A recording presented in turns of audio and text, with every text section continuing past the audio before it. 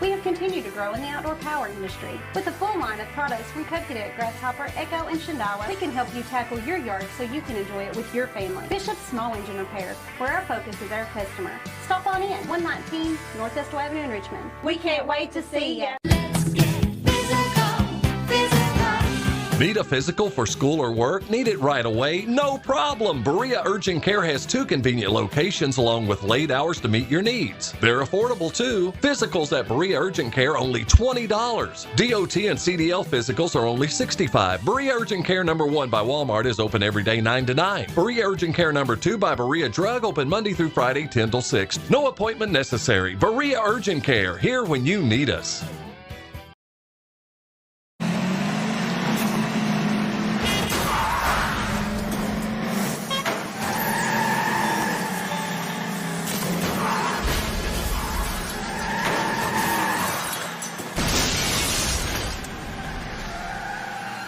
Just think, he'll be driving for real soon.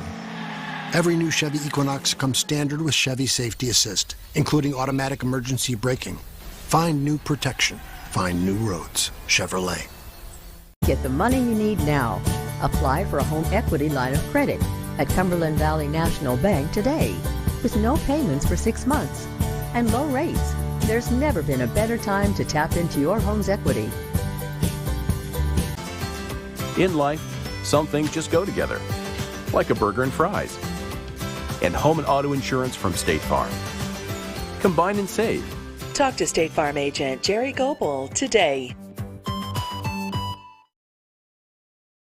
Orthopedic and Sport Physical Therapy will help guide you on your road to recovery. It is our mindset, a spirit driven to excellence to help people heal faster and better. If you have pain or an injury, or you need experts in sports medicine, Orthopedic and Sports Physical Therapy is your best choice in rehabilitation, and you have direct access. In most cases, you do not need a referral to any of our 7 locations serving the region. Just give OSPTKY a call. Visit our website at osptky.com to find the location nearest you. With the warmer months now upon us, don't get caught in the heat. Call Madison HVAC and get your AC unit tuned up, repaired, or replaced. They offer upfront pricing so that you don't have any negative financial surprises once the job is complete. At Madison HVAC, their team of experts is available 24 hours a day, 7 days a week, because you don't get to choose when a heating or air conditioning emergency is going to come up. Visit MadisonHVACR.com and see why so many have chosen Madison HVAC as their source for heating and cooling. Citizens Guaranty Bank makes banking on the go a breeze. Banking on the go has never been easier with options like balance inquiries, make payments from any mobile device, transfer funds between accounts, activate or deactivate a card with just a tap. And with mobile checking deposit, you can deposit checks straight into your eligible checking account using your iPhone, iPad, or Android device. Take advantage of all these fast, convenient, and secure services of Citizens Guaranty Bank. Mobile carrier charges and rules and restrictions may apply. See bank for details. Citizens Guaranty Bank, member FDIC. Equal housing lender. Can you get into your doctor's office the day you call? The best medical practitioner is there when you need them. At White House Clinics, all patients get easy VIP access to exceptional care. Right now, White House physicians are accepting new patients in Jackson, Madison, Estill, Rockcastle, and Garrett counties. Go to whitehouseclinics.com or one of our 9 state-of-the-art facilities to request a new patient appointment. Looking for some fun this fall? The Galaxy Bowling Center has a league for you. No matter your skill level, you can come out, make some new friends, and have a great time. Call 624-4444 for details. Or, if you're more of a trivia person, Champions Bar and Grill has you covered every Tuesday, starting at 7 with great prizes and all-you-can-eat wings for only $19.99. Why go anywhere else? The Galaxy Bowling Center and Champions Bar and Grill, your ticket to fun just off I-75, exit 87 in Richmond. Hometown Dental prides themselves on being on the cutting edge of the latest dentistry technology. In a time where safety and their customers' well-being is of the highest importance, Hometown Dental is taking every precaution necessary, like by allowing patients to fill out their paperwork online before coming in for their first visit. Visit HometownDentalRichmond.com to see what sets Hometown Dental apart from the rest. They accept most insurances and want you to know they are here to help. Hometown Dental on Atwood Drive in Richmond, or visit their offices in Stanford and Lancaster. When I started to experience the world from practicing law, it showed me that there's a lot of injustice that can be corrected. We're called personal injury attorneys, but I'm not there for the injury, I'm there for the recovery. And that's what we try to do. We try to help people recover after they've been hurt. If the big firms are going to drop you as soon as your claim entails some kind of work, some kind of additional effort, why not just come to someone who's going to put the work in the first place? At Jones Family and Cosmetic Dentistry, the health and safety of our patients is important. Along with following CDC guidelines, we have added a JADE unit, a medical-grade air purifier in every operatory. Our new patient special, x-rays, exam, cleaning, and fluoride is only $99. We offer patients single-visit restorations on crowns, bridges, inlays, onlays, and veneers with CERAC. We are equipped to handle all your dental needs from implants, teeth whitening, root canal therapy, and more. Call Jones Family and Cosmetic Dentistry at 859-985-0201. It's time for exciting live and local sports action on Richmond's very own WBON TV, the leader in local sports television. Watch live on your big screen with the WBON TV Roku channel or by streaming the live player at WBONTV.com. And support these great local sponsors who support our community. Now, here's your announcers for the game. Good evening, everyone, and welcome into Tomahawk Valley and Madison Central High School, where tonight it's the WBON TV Game of the Week on WBON TV streaming platform, Facebook, YouTube, the website, and the Roku channel. And Tom, how about this tonight? We're on the Big Daddy. We're on the cable channel on WBON TV, 9.1 on the over-the-air channel. We're also on Spectrum, Irvin Online, PRTC, and also up in Powell County as well. So several ways to watch high school football tonight. If you're watching, let us know where you're watching from, and we appreciate you tuning us in here on WBON TV. It's time for the Moore & Law Office pregame show. The Moore & Law Office is fully committed to helping folks in Kentucky who have been hurt by being in a car accident, hit by a truck or a company vehicle, slipping at a messy business, or who have been denied by the insurance company.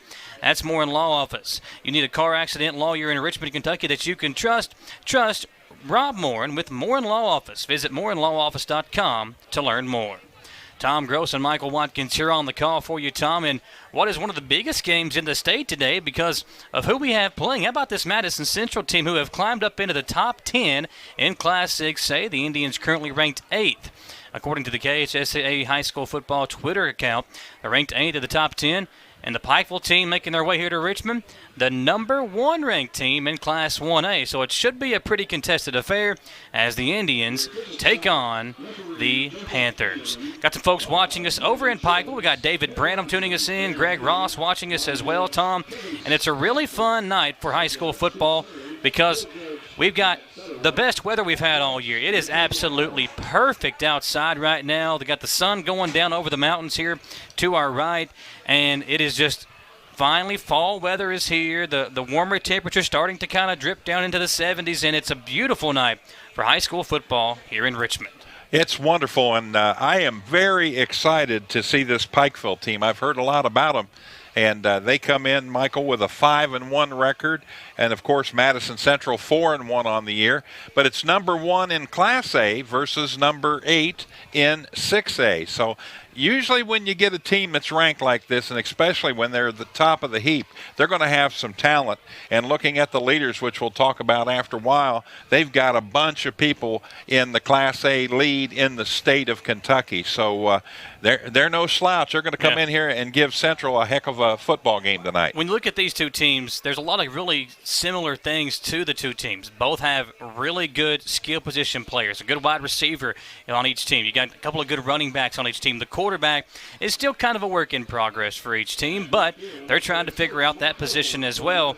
A lot of really cool things within these two teams as well, but the one thing that kind of sticks out to me is just how good these two offensive lines are. When you look at the running game, folks, the running backs are talented, but they don't get the numbers that they do. With that offensive line doesn't open up holes. And both these two teams, Pikeville and Madison Central, have offensive lines that can do the job with both opening up holes for those running backs and also protecting the quarterback. And I think that could be where this game is won tonight as the Indians and the Panthers square off. Now, two really good head coaches, Chris McNamee, the head coach at Pikeville, who's been around for a while, and obviously we know about the history of Mike Holcomb, the head coach of Madison Central.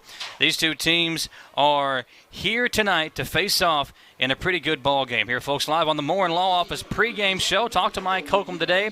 The team is pretty healthy right now, and that's important when you get to this time of the year because we're getting ready to enter into district play. And as we look at our injury report, brought to you by Orthopedic Sports and Physical Therapy. Folks, visit osptky.com if you've been injured, and it's time to get back in the game. Trust the experts at Orthopedic Sports and Physical Therapy. They'll never leave you in the dark when it comes to your care with your pain or limitation is in orthopedics, pelvic health, or chronic pain. A dedicated therapist will answer all of your questions and walk you through every step of the process at Orthopedic Sports and Physical Therapy. Visit osptky.com and learn more and find the location nearest you. Tom Gross and Michael Watkins here with you on the call, folks. Our first night of putting this game on the cable channel here in Madison County and surrounding counties as well. We appreciate you joining us in. It is going to be a good one, folks. Madison Central and Pikeville here in Richmond at Tomahawk Valley. We're about 19 minutes away from the kickoff, as you can see on our video feed. We're also live tonight on 92.5 WEKY, Richmond's oldies station. And Tom was listening to the 92.5 on the way over here. Man, they was playing some bangers today. I mean, you got some really good music on there. And if you like country music, my guy here to my right, Tom Gross, Tom Zila in the Morning Zoo Crew, the host of the morning show on 100.7 The Coyote, do a really good job of keeping waking the folks up in the morning, Tom. Absolutely. I am their coffee. Well, folks, we appreciate you tuning in. We got folks tuning in from all over the place. David Rye says, go Indians. We've got Paul Begley watching from Eustis, Florida. Carrie Park says, let's go Central. And Carrie also says she hopes Central, I hope from Central they will be participating in breast cancer awareness. And if you look out there, folks, you can see that Coach Holcomb and the coaching staff have pink shirts on that say "Fight Cancer," and that's in honor of breast cancer awareness. So, Carrie, you got your wish there. Also, Randy Jones watching from Lebanon, Virginia. How about that, Tommy? Matthew Corey Young says, thinking Central shouldn't have scheduled Pikeville for homecoming. 5A versus 1A is extremely misleading in this one. And you're right. You're right, yeah. Matt. But listen, this Madison Central team, I think they need a game like this, Tom. We know what their record is. But they beat a Dunbar team that, is kind of middle of maybe at the bottom half of 6A. And you beat a South Laurel team that not really sure how good they are, obviously, because everybody's been having their way with South Laurel. And then last win for Madison Central was a win over Lafayette, who everybody's been beating the last few years. So, the question is, just how good is Madison Central? Well, tonight we can really find out. Both these two teams come in with one loss on the year. The one team that beat both of these two teams was LCA. LCA defeated Pikeville last week, 31-14, the final score there. And way back in week number 1 on August 20th, LCA defeated Madison Central 21-12. So these two teams, one loss each, that one loss coming to Lexington Christian Academy. And both these two teams know just how good that team is. LCA is one of the top teams in Class 2A. So I think for Madison Central this is a good test, Tom, because they need a game like this, kind of a measuring stick to see how good they are as they get ready to go into district play next week. Going to be good. We're really excited about this game tonight, and like you said earlier, perfect weather for it. I mean, this is football weather to the T right now. The sun went down, temperatures dropped out of near 80 degrees, and now we're down into the low 70s, and everybody's comfortable, and, man, it's turf field. It should be a great game with these two great teams going head-to-head. It is homecoming tonight. We'll have the homecoming festivities for you at halftime, but first, take a commercial break and come back here on the Moore & Law Office pregame show. Folks, we appreciate you tuning us in on a Friday night. The WBON-TV Game of the Week will be back in 3 minutes here live on WEKY and everywhere on WBON-TV. Gateway Cycles in Mount Sterling has the largest showroom in central Kentucky with all the power sports products you can dream of for your next adventure. Gateway Cycles has a qualified, certified service department, friendly sales staff so you can ride free and play hard. Local people serving local people. We are here to make your dream a living adventure. Stop in and see us today at Gateway Cycles in Mount Sterling or visit us at gatewaycycles.com. Get the money you need now. Apply for a home equity line of credit at Cumberland Valley National Bank today with no payments for 6 months and low rates. There's never been a better time to tap into your home's equity. In life, some things just go together, like a burger and fries. And home and auto insurance from State Farm. Combine and save. Talk to State Farm agent Jerry Goebel today. At Madison Drug, Charles and his staff know your time is valuable and will work to get you in and out quickly. We have a convenient drive-through and offer free delivery. For vaccinations, just walk right in, no appointment necessary. Madison Drug, Richmond's hometown pharmacy. To some, it's just a boat. But to Jim, it's his escape from meetings, traffic, and the grind of daily life. He may not catch any keepers, but he wouldn't trade his day on the lake for anything in the world. That's why his boat is insured by Kentucky Farm Bureau. But it's not just Kentucky's Farm Bureau. It's Jim's Recharge the Battery Farm Bureau. My Farm Bureau. David Mayo, John Rader, and Chris Hornsby with Kentucky Farm Bureau. At Madison Drug, Charles and his staff know your time is valuable and will work to get you in and out quickly. We have a convenient drive-through and offer free delivery. For vaccinations, just walk right in, no appointment necessary. Madison Drug, Richmond's hometown pharmacy. It's frustrating when something unexpected happens to our vehicles. That's why Chris Thorne and the staff at CT Diesel Repair are here to ease that burden. They offer roadside service, can come haul your vehicle to the shop, and will keep you updated throughout the entire process. One thing that keeps our vehicles performing at their highest level is the tires we put on them. CT Diesel has great deals on tires right now, just in time for the colder weather ahead. Mention this ad and get a free rotating balance with any oil change at CT Diesel Repair. Visit ctdiesel.us for more information. Davis & Powell Funeral Home in Berea. From our attention to detail, a diverse staff, and the best aftercare in the business, there's no better local choice to take care of your family in a difficult time than Davis & Powell. Call in to discuss pre-planning and preparations so there'll be no additional burden on your family. Davis & Powell Funeral Home in Berea. For additional information, check them out at davisandpowellfuneralhome.com. Davis & Powell Funeral Home, always going the extra mile. Batteries Unlimited in Richmond can energize you when your batteries fade out. They can also cut and make most home and automobile keys, replace and program key fobs, and make copies of your house keys. Plus, cell phone screen repair. Bring in your Apple or Samsung today. We are your home for all batteries. Go see Chris at Batteries Unlimited, Commercial Drive in Richmond. Back here at Madison Central High School, Tomahawk Valley on the Moore and Law Office pregame show. Tom Gross, Michael Watkins here with you. Tom, Madison Central, winners of 4 straight games. 3 of those games they've actually got to play. One of those games was the COVID cancellation with their in-county rival Madison Southern. And those 3 wins, how about this? The Indians, a 34-24 win over Dunbar, 69-6 win over South Laurel, and a 49-0 victory over Lafayette in their last game. In those 3 games, Madison Central has scored more points than they did the entire season last year. And, Tom, you look at some of those, I mean, the South Laurel and Lafayette game, both games, the second half was a running clock the entire second half. So these 2 teams tonight, I think it'll be a much closer game. I think it'll be a highly contested game. And I think Madison Central knows how, listen, it is, as they said, 6A versus 1A. But this is one of the top teams in Class 1A. It's not going to be a cakewalk for Madison Central, and Coach Holcomb has probably got his guys ready, obviously, telling them we cannot take this team lightly because they don't have as big of a school as we do. They are a very good football team, and they're a very well-coached football team. They've got some talent out there as well. You look at this Pikeville team, They also put up some points this year, a 43-21 win over Paintsville.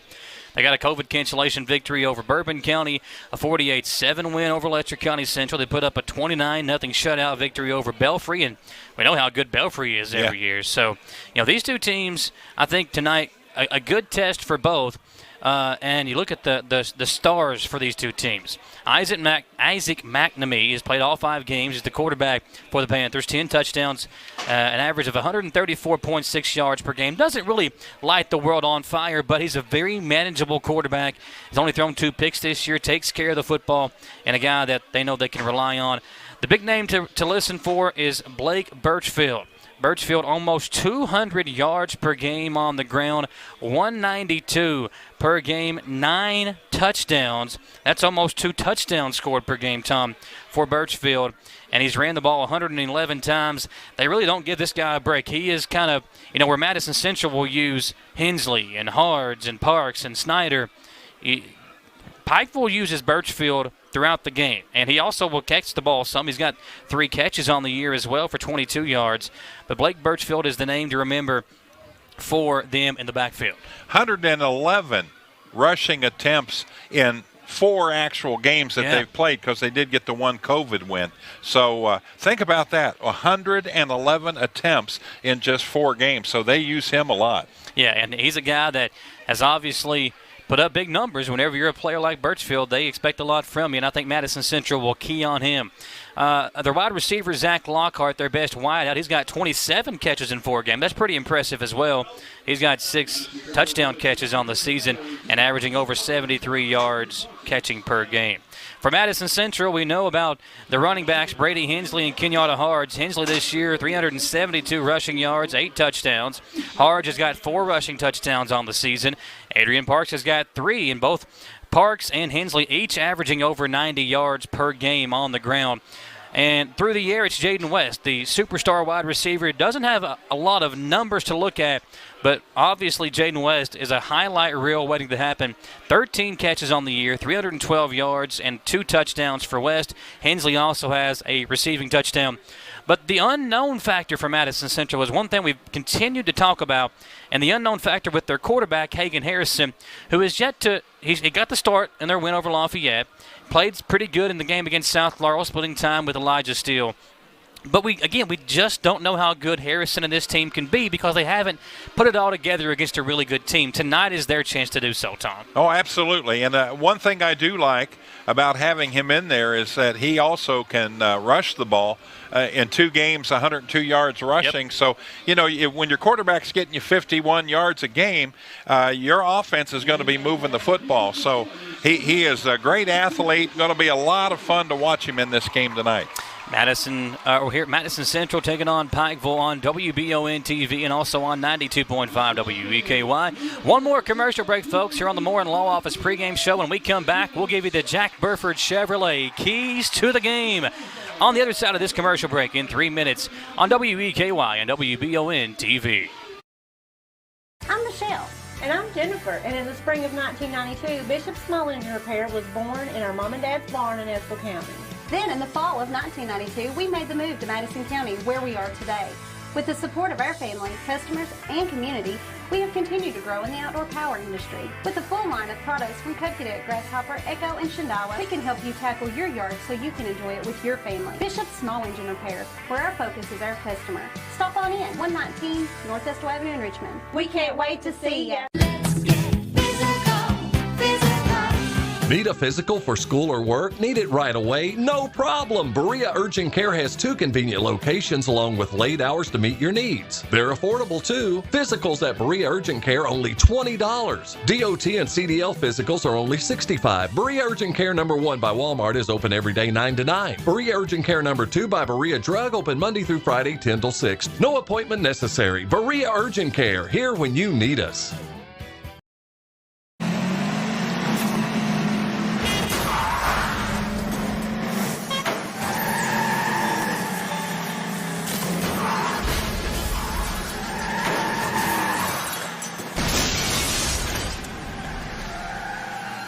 Just think, he'll be driving for real soon. Every new Chevy Equinox comes standard with Chevy Safety Assist, including automatic emergency braking. Find new protection. Find new roads. Chevrolet. Get the money you need now. Apply for a home equity line of credit at Cumberland Valley National Bank today. With no payments for 6 months and low rates, there's never been a better time to tap into your home's equity. In life, some things just go together, like a burger and fries. And home and auto insurance from State Farm. Combine and save. Talk to State Farm agent Jerry Goebel today. Orthopedic and Sport Physical Therapy will help guide you on your road to recovery. It is our mindset, a spirit driven to excellence to help people heal faster and better. If you have pain or an injury, or you need experts in sports medicine, Orthopedic and Sports Physical Therapy is your best choice in rehabilitation, and you have direct access. In most cases, you do not need a referral to any of our 7 locations serving the region. Just give OSPTKY a call. Visit our website at osptky.com to find the location nearest you. Tired of getting electric bills that are up to 5 times higher than what you should be paying? Madison HVAC will identify the problem and fix it. We are offering a heat and safety check to homeowners in Richmond, Kentucky for $59. Yes, $59, and this offer is available during normal business hours through Thanksgiving of 21. Call 859-625-1471 to schedule your opportunity to save money. Here at Madison HVAC, we fix that too. Call 625-1471 or visit madisonhvacr.com to learn more. WBON TV and WEKY. Folks, you know it's that time of year where the temperature is starting to drop. You want to make sure that your heating and cooling system is performing at its highest performance. Make sure to give our friends at Madison HVAC a call. Madison HVAC, located here in Richmond. They'll serve all over Madison County. And they are offering a really good deal right now until Thanksgiving. Madison HVAC is giving you a $59. So $59 for a heating system check. Give them a call at 859-625-1471 to Madison HVAC or visit madisonhvacr.com to learn more. And they'll do whatever it takes to get your heating and cooling system performing at its peak performance. And that system check could save you money down the road. We're back here on the Moore & Law Office pregame show. Tom Gross, Michael Watkins. Tom, getting ready for a big football game here in Central Kentucky between the Indians and the Panthers of Pikeville. A good crowd on hand. And a little backstory. So obviously we know Coach Holcomb had that tremendous career at Breathitt County, won the state titles, made it to another state championship game. So one of the assistant coaches for Pikeville, Bradley Allen, played for Coach Holcomb at Breathitt County. He was a really good offensive lineman, went to the University of Pikeville, and was a good player there in college. Was a head coach, I think, at Eastridge for a while. Spent some time, I think, at Belfry. He's now on the coaching staff at Pikeville. And Brad's younger brother, Casey, was one of my best friends in college. And Casey went to Breathitt County as well, was another one of those guys that was a good offensive lineman. He's now an offensive line coach at Breathitt County. So that family's obviously had a tremendous a kind of football lineage in Breathitt County, and Coach Holcomb was a big part of that. And Brad now an assistant coach for Pikeville as they come here to Richmond and Tomahawk Valley to take on the Indians. Tom Gross and Michael Watkins here, folks. It has been a fun one, Tom, and it's going to be a fun one, I believe. It's now time for our Jack Burford Chevrolet keys to the game. Get your new set of keys at Jack Burford Chevrolet on the bypass into Richmond, or visit jackburford.com to see the latest inventory at Jack Burford Chevrolet. Folks, those Chevrolets are flying off the shelves. Check out that website daily because new inventory arriving daily at Jack Burford Chevrolet. Tom, I think tonight the keys to the game, there's a lot of them, but I think the two big ones that stick out to me, both of these two teams can defend the run. Both these two teams have really good running backs. I think whichever team can get the ground game going first, I think that'll be key. And then I think whichever team can get a big play from their quarterback. Both quarterbacks, don't throw the ball a ton, but I think whichever team can get that one play that can be a momentum-shifting play from one of their quarterbacks could be the key to the game.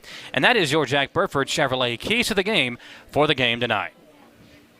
We're about 60 seconds away from the kickoff here in Richmond. Madison Central will be in the red uniforms, the red pants, white numbers, white letters outlined in blue, the blue helmets with the Tomahawk Navajo chop on the side. For the Panthers, they'll be in the white uniforms, the maroon pants, white stripes down the pants, the maroon numbers, maroon letters with the white helmet on top, and the maroon P for Pikeville on the helmet. Glad to have you along here, folks, on WBON TV. Tonight we are on the cable channel on all over the place in Madison County, Spectrum, channel 9.1 on the over-the-air channel, channel 712 on Spectrum Cable. We're also on Irvin Online, on Thacker, or on the system Crystal Broadband in Powell County, and also on PRTC over in Jackson County and Owsley County. And we're also on the radio on 92.5 WEKY. No reason you should miss a minute of the action here between Madison Central and Pikeville. The Indians will kick off, and Pikeville back to receive. It's about time for football. The game ball delivered by Madison Drug here in Richmond. Madison Drug, a member of the Spencer Drug Pharmacies. Call 859-624-1565 and get free delivery from Madison Drug. Nasita to kick off as the Indians ready to go on homecoming. A really good crowd. How about the fans from Pikeville making the long trip here? They've packed the stands over there, and a lot of students are here, so that's always good to see. Kick's going to be returned by number 14 for the Panthers. That is Blake Cottle. Cottle, a good return. He's tripped up. It might have been a touchdown-saving tackle on the opening kickoff as we are underway here in Richmond. Didn't catch the number, but a nice job of getting the hand down and just catching the ankle, or he would have been gone. So the Panthers take the field first offensively, and they'll have the ball on their own 37-yard line, left hash mark. Really good chance for Pikeville here on the early goings to get something going offensively. Really good field position to start this game off at their own 37-yard line. We see the quarterback, Isaac McNamee, in the shotgun. He'll have a receiver or a tailback to his right. Two receivers to the right side, a tight end that side as well. He's rolling out to the right. McNamee looking. Gets pressure, now takes off. Runs out of bounds after about a 2-yard pickup. They'll spot it at the 40 or the 39-yard line, so a gain of 2 for McNamee, and Kenyatta Hards there to run him out of bounds. Nice to see Kenyatta playing, back where he can move around a little bit at linebacker. He's number 44, and he's a big integral part of this defense.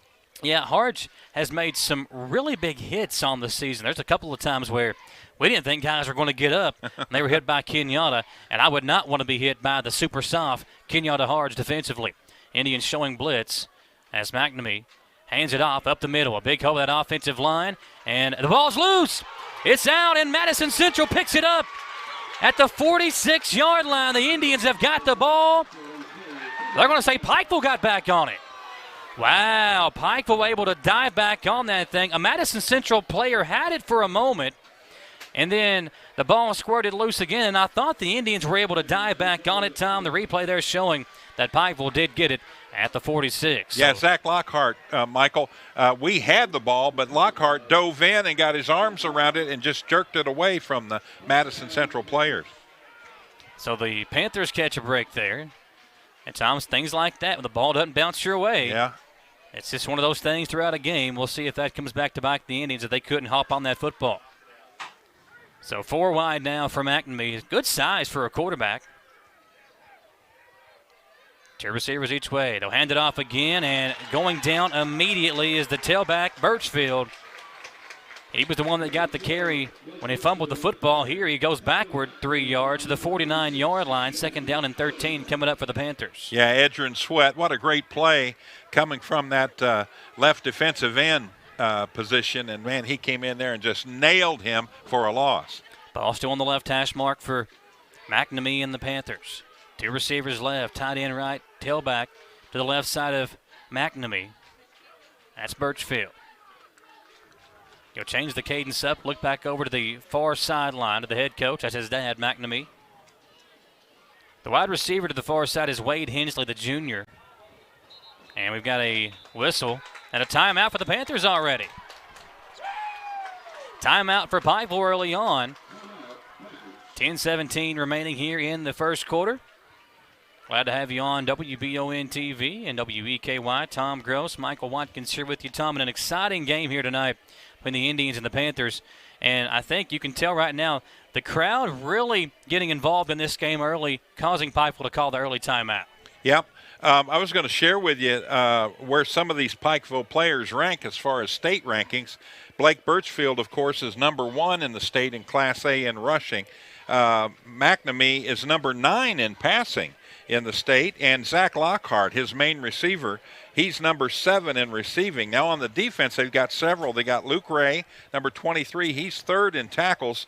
Devin DeRosset, number 50, is 16th.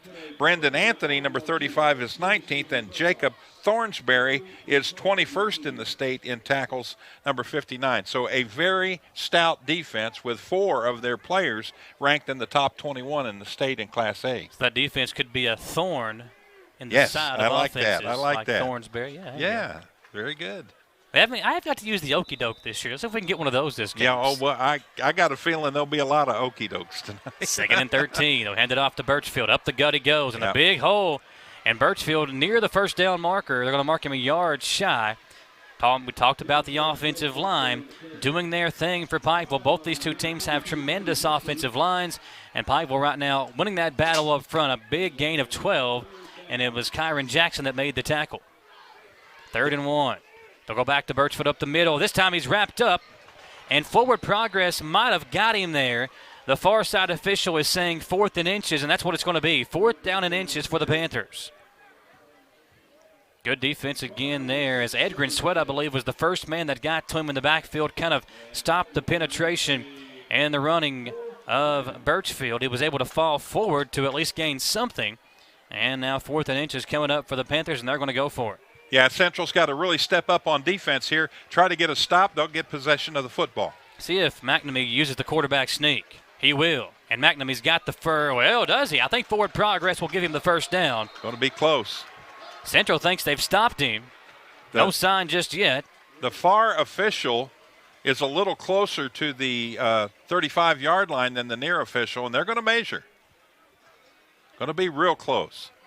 I don't think he got it, Michael. Yeah, this might be as close as you can get. Now, the chains across the lane is right on the 40 or the 36-yard line. The nose of the football is touching the 36. So we'll see if they give it to him here when the chains come out. Short by an inch, I'll say.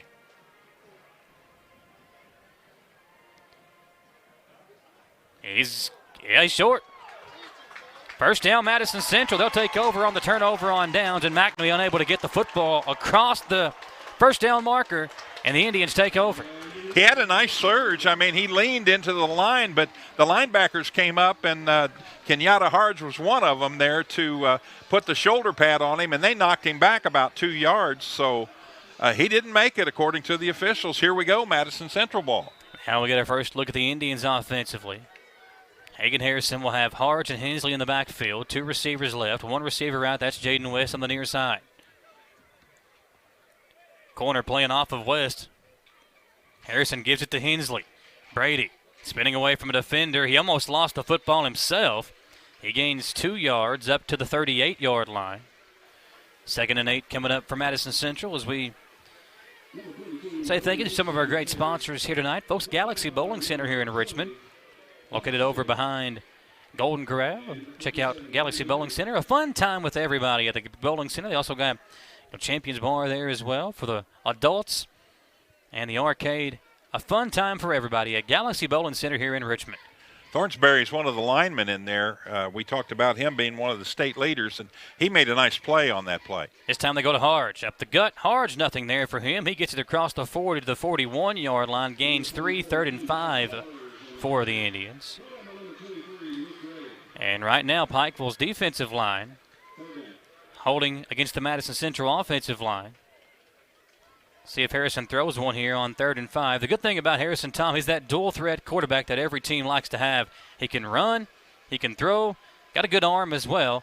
And I like what I'm seeing from Pikeville. They got that one safety over the top, and everybody's kind of playing up except for the defender on Jaden West. West has got so much speed, you almost have to play back on him.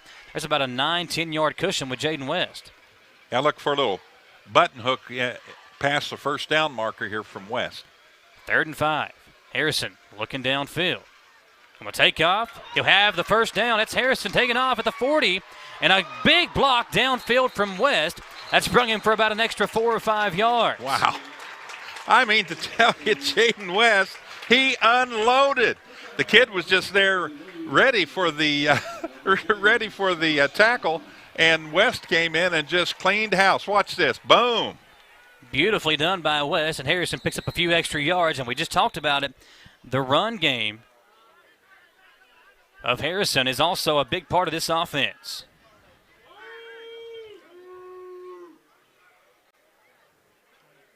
I think the official warned the bench about being out on the field. They're moving everybody back over there for Madison Central. Hey, the Indians are fired up. Oh, yeah. That's a big play right there. Great athletic move by the quarterback, Harrison. Just an outstanding run and big gainer. Well, option play now is Hagan going to keep it. Smart move there. There was nowhere to go for him or Hensley, so he keeps it, doesn't want to risk a fumble on a pitch out to Brady. And it brings up 2nd and long for the Indians. Yeah, Brendan Anthony, one of the state leaders in tackles, he was right there. And probably any kind of a pitch or a handoff to this side, he would have been all over that. They'll give Harrison a yard, 2nd and 9. I like how they bring their backers up. They've got 2 linebackers up on the line of scrimmage. Yeah, playing more of like a 5-2 defensive front for the Panthers.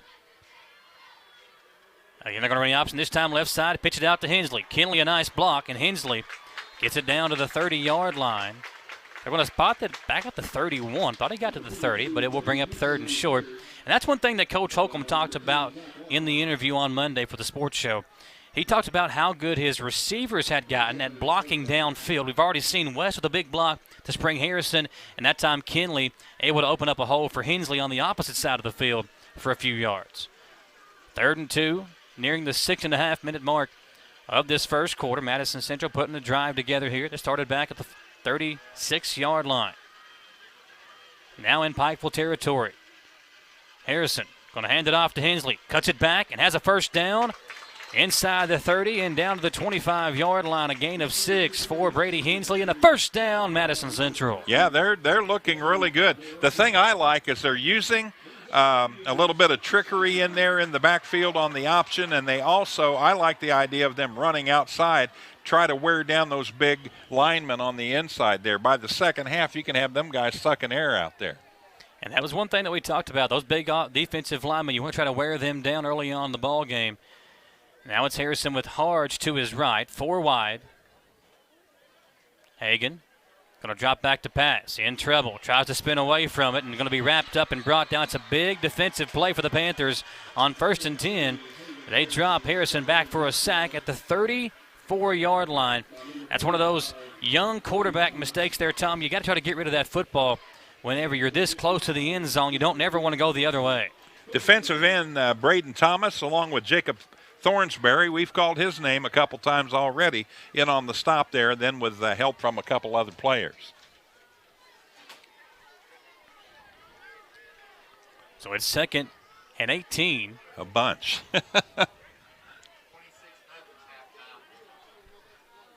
Harrison going to throw again. Looking deep. Throws, and that caught by West? Did he hang on to that football? He did. Yes, unbelievable. What a catch over the middle. Take a look at this one, folks. Jaden West over the middle with 2 defenders on him. Harrison shows the confidence in his star wideout and puts one on a dime, and West makes the catch inside the 10-yard line, setting up a 1st and goal for the Indians. That was tipped by the defender, and he still was able to concentrate and haul it in. That's why I thought it was incomplete. The defender got his hand on the ball. Boy, that threw that into a tight spot. Here's Hensley on the carry. Brady bounces off a tackler inside the 5. It'll bring up 2nd and goal. What a catch by Jaden West. Man, that's big time play. You talked about that. Need a big time play on offense, and that's a big time play right there. And listen, that was a good throw, a really good throw there by Hagan Harrison. Yeah, and basically he threw it to a spot where the only person that could catch it was his receiver. 2nd down and goal. Hand off to Harge, up the middle, and Harge going to punch his way in. No sign yet. Touchdown, Indians. The near side official throws up the touchdown signal. And the Indians strike first. Touchdown, Kenyatta Harge. 4:05 remaining in the first quarter. The Indians take over on a turnover on downs and march it down the field. And Kenyatta Harge punches it in for 6. And for Kenyatta, that is touchdown number 5 on the season for the sophomore. Kinley will hold. Nasita will kick the PAT. It's up. It's good. Indians 7. Pikeville nothing. 4:05 remaining in the first quarter. We'll come back in 1 minute, folks, on WEKY and WBON TV. Citizens Guaranty Bank makes banking on the go a breeze. Banking on the go has never been easier with options like balance inquiries, make payments from any mobile device, transfer funds between accounts, activate or deactivate a card with just a tap. And with mobile checking deposit, you can deposit checks straight into your eligible checking account using your iPhone, iPad, or Android device. Take advantage of all these fast, convenient, and secure services of Citizens Guaranty Bank. Mobile carrier charges and rules and restrictions may apply. See bank for details. Citizens Guaranty Bank, member FDIC. Equal housing lender. Can you get into your doctor's office the day you call? The best medical practitioner is there when you need them. At White House Clinics, all patients get easy VIP access to exceptional care. Right now, White House physicians are accepting new patients in Jackson, Madison, Estill, Rockcastle, and Garrett counties. Go to whitehouseclinics.com or one of our 9 state-of-the-art facilities to request a new patient appointment. Indians kicking it off after the touchdown. Will be returned again by Cottle, who had a good return on the first time for the Panthers. This time going to be pushed out. Jeffrey Kinley there on the stop to push him out of bounds at the 33-yard line. Again, Pikeville with good field position, Tom. And a good job by Madison Central defensively to get the football, march it downfield for the touchdown. It's now 7-0 Indians, 3:58 to play.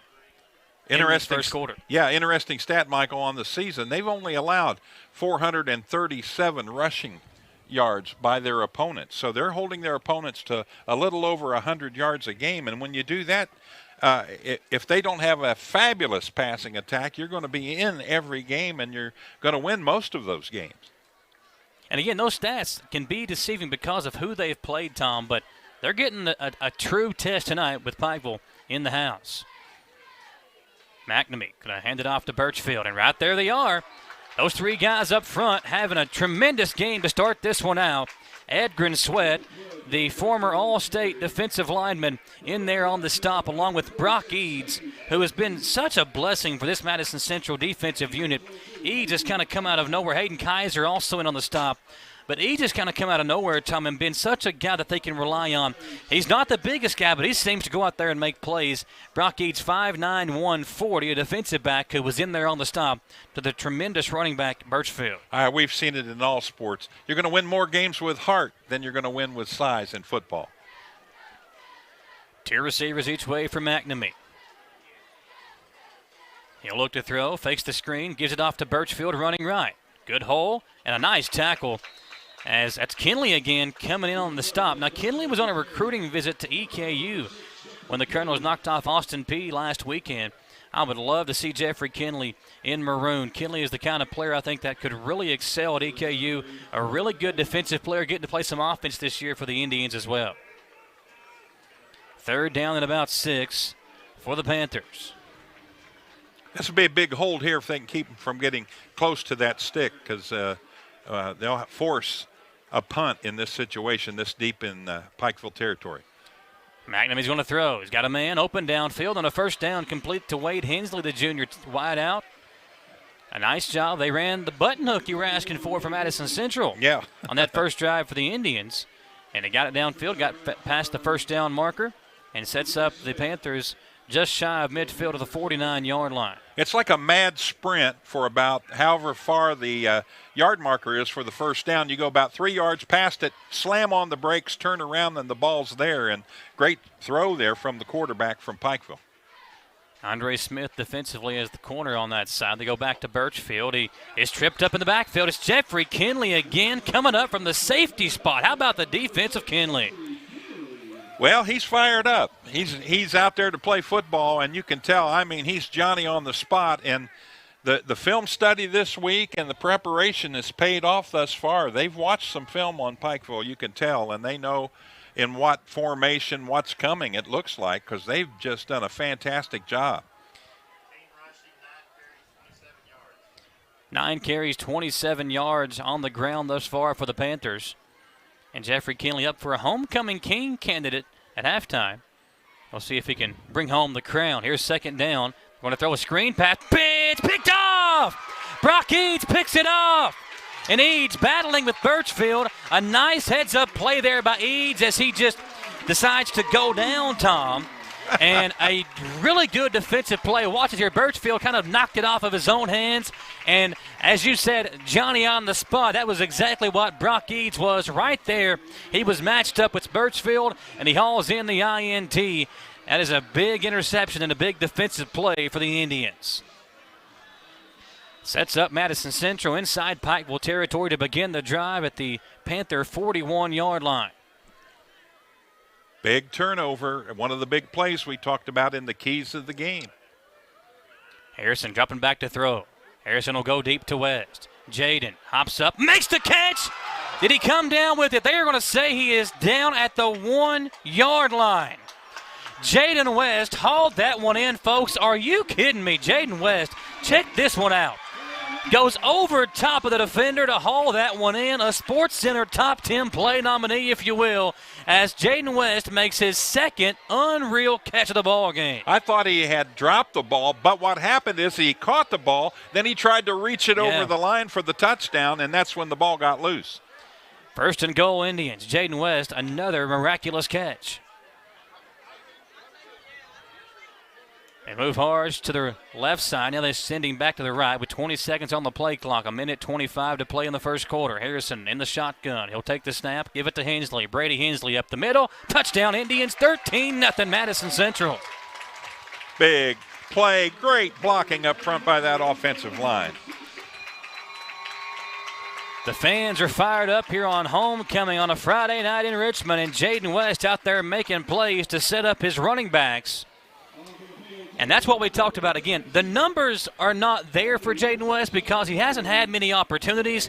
But when you throw it in number 7's direction, it doesn't matter if he's got 1 or 2 guys on him or if he's wide open, obviously, he's going to come down with the football.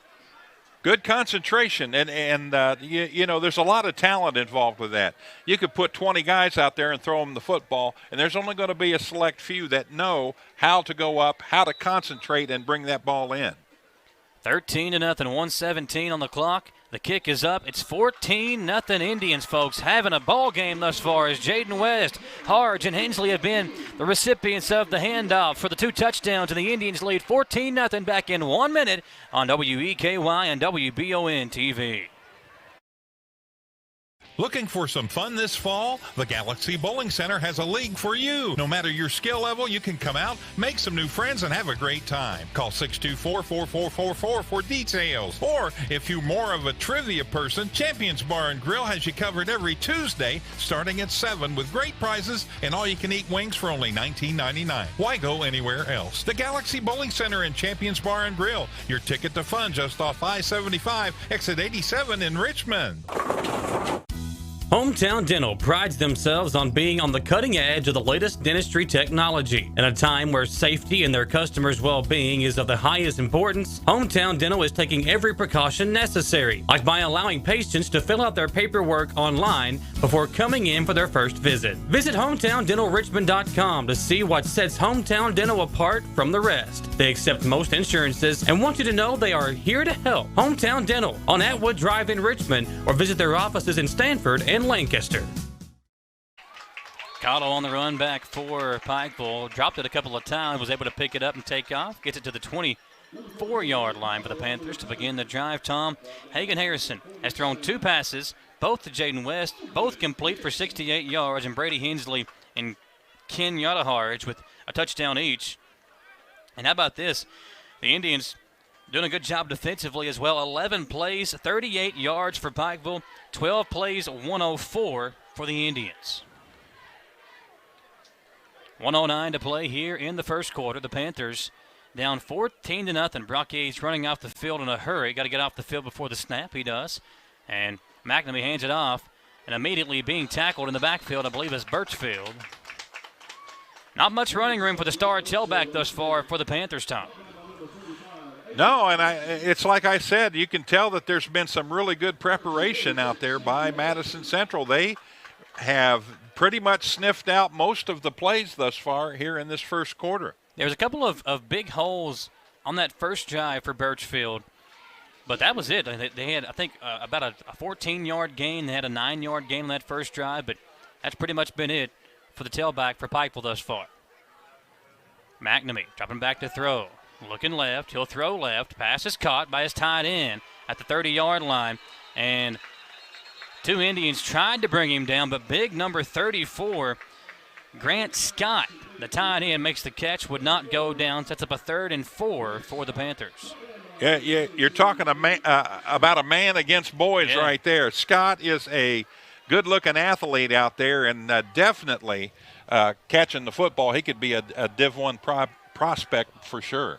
First quarter going to come to an end. Madison Central 14, Panthers nothing here on your Citizens Guarantee Bank scoreboard. We'll come back for quarter number 2, folks, in 1 minute on WEKY and WBON TV. When I started to experience the world from practicing law, it showed me that there's a lot of injustice that can be corrected. We're called personal injury attorneys, but I'm not there for the injury. I'm there for the recovery. And that's what we try to do. We try to help people recover after they've been hurt. If the big firms are going to drop you as soon as your claim entails some kind of work, some kind of additional effort, why not just come to someone who's going to put the work in the first place? At Jones Family and Cosmetic Dentistry, the health and safety of our patients is important. Along with following CDC guidelines, we have added a JADE unit, a medical-grade air purifier in every operatory. Our new patient special, x-rays, exam, cleaning, and fluoride is only $99. We offer patients single-visit restorations on crowns, bridges, inlays, onlays, and veneers with CERAC. We are equipped to handle all your dental needs from implants, teeth whitening, root canal therapy, and more. Call Jones Family and Cosmetic Dentistry at 859-985-0201. Your Region 9 golf champs out there on the field right now. Claire Beth Ramsey, who won the individual title for the girls team. And then we see the boys team out there as well. Both these two teams, Tom, were Region 9 champions. And I was there on, I think it was Thursday or Wednesday, whenever it was, when the boys, or it was Tuesday, with the Tuesday when the boys won. My goodness, what a fun, dramatic finish for the Region 9 title over Gibson Bay. Yeah, birdie putt on 18 to tie, and then they won in the playoff. So it was a fun night. So congratulations to the Madison Central girls golf team and Coach Tenny Orr, and the boys golf team and Coach Kyle Congleton. We'll have both those two teams hopefully on the Jack Burford Chevrolet Sports Show Monday to talk about the championship that they brought back to Madison Central. It's 3rd and 3 for Pikeville as we come back from the break.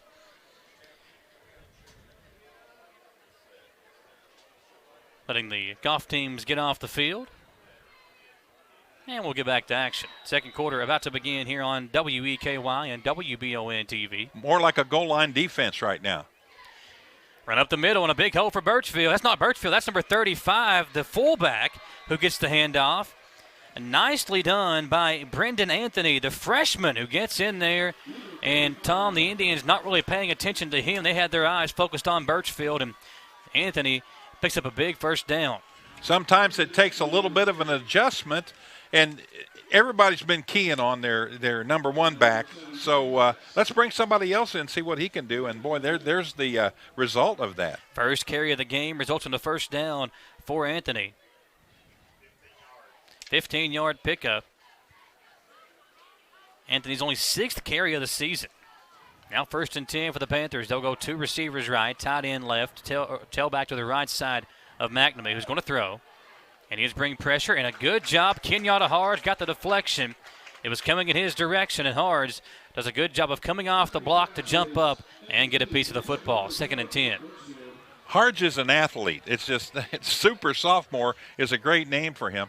Not only is he good in football, he's good in basketball. He's good in baseball. He's just an athlete. It's nice to see him out there doing a fine job, and it's nice to see him at a linebacker spot defensively. 2nd down and 10 on the WBON TV cable channel, folks. And a new toy for Wallingford Media Group. And there's a player down for Madison Central right now. We'll see who that is. They'll bring the training staff out to check on him. I was going to say,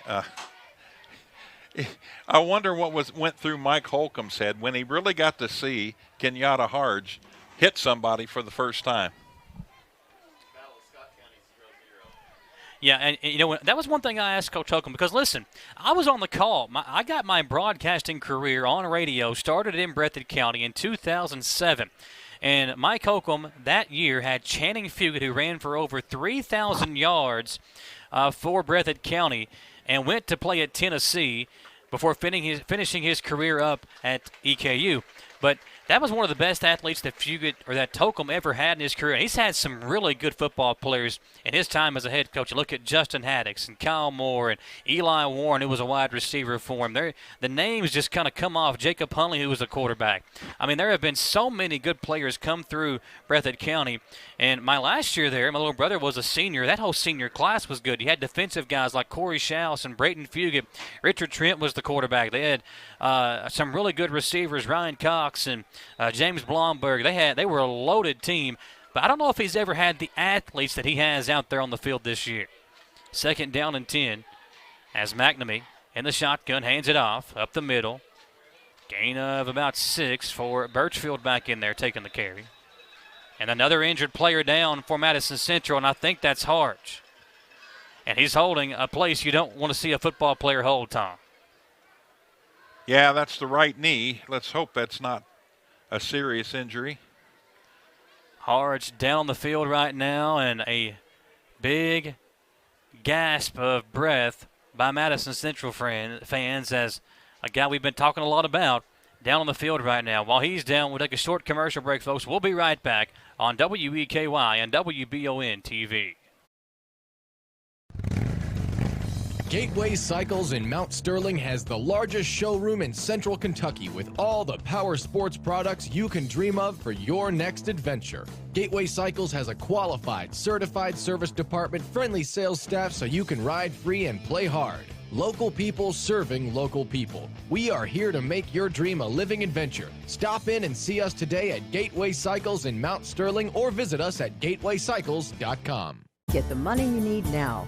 Apply for a home equity line of credit at Cumberland Valley National Bank today with no payments for 6 months and low rates. There's never been a better time to tap into your home's equity.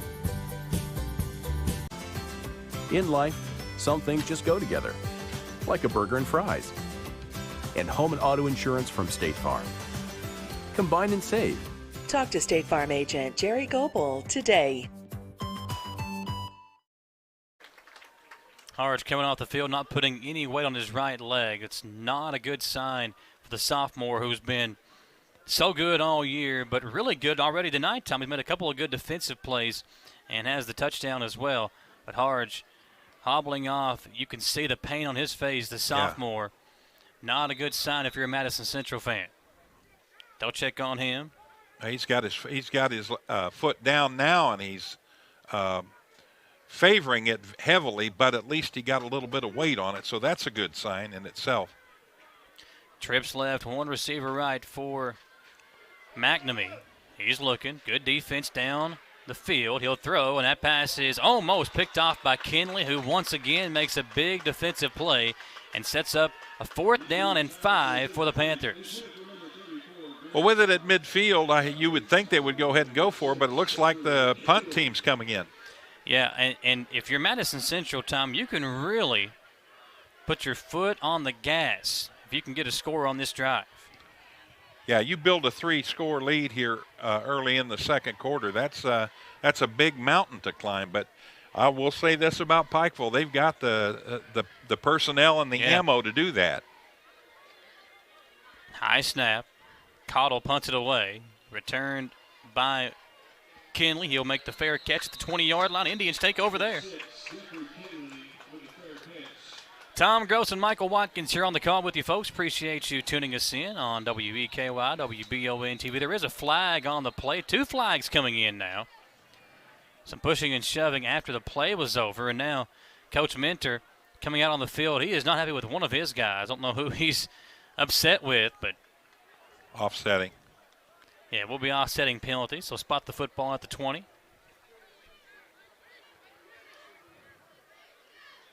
Kenyatta Harge being worked on in the tent. We'll try to get an update on Harge when we can.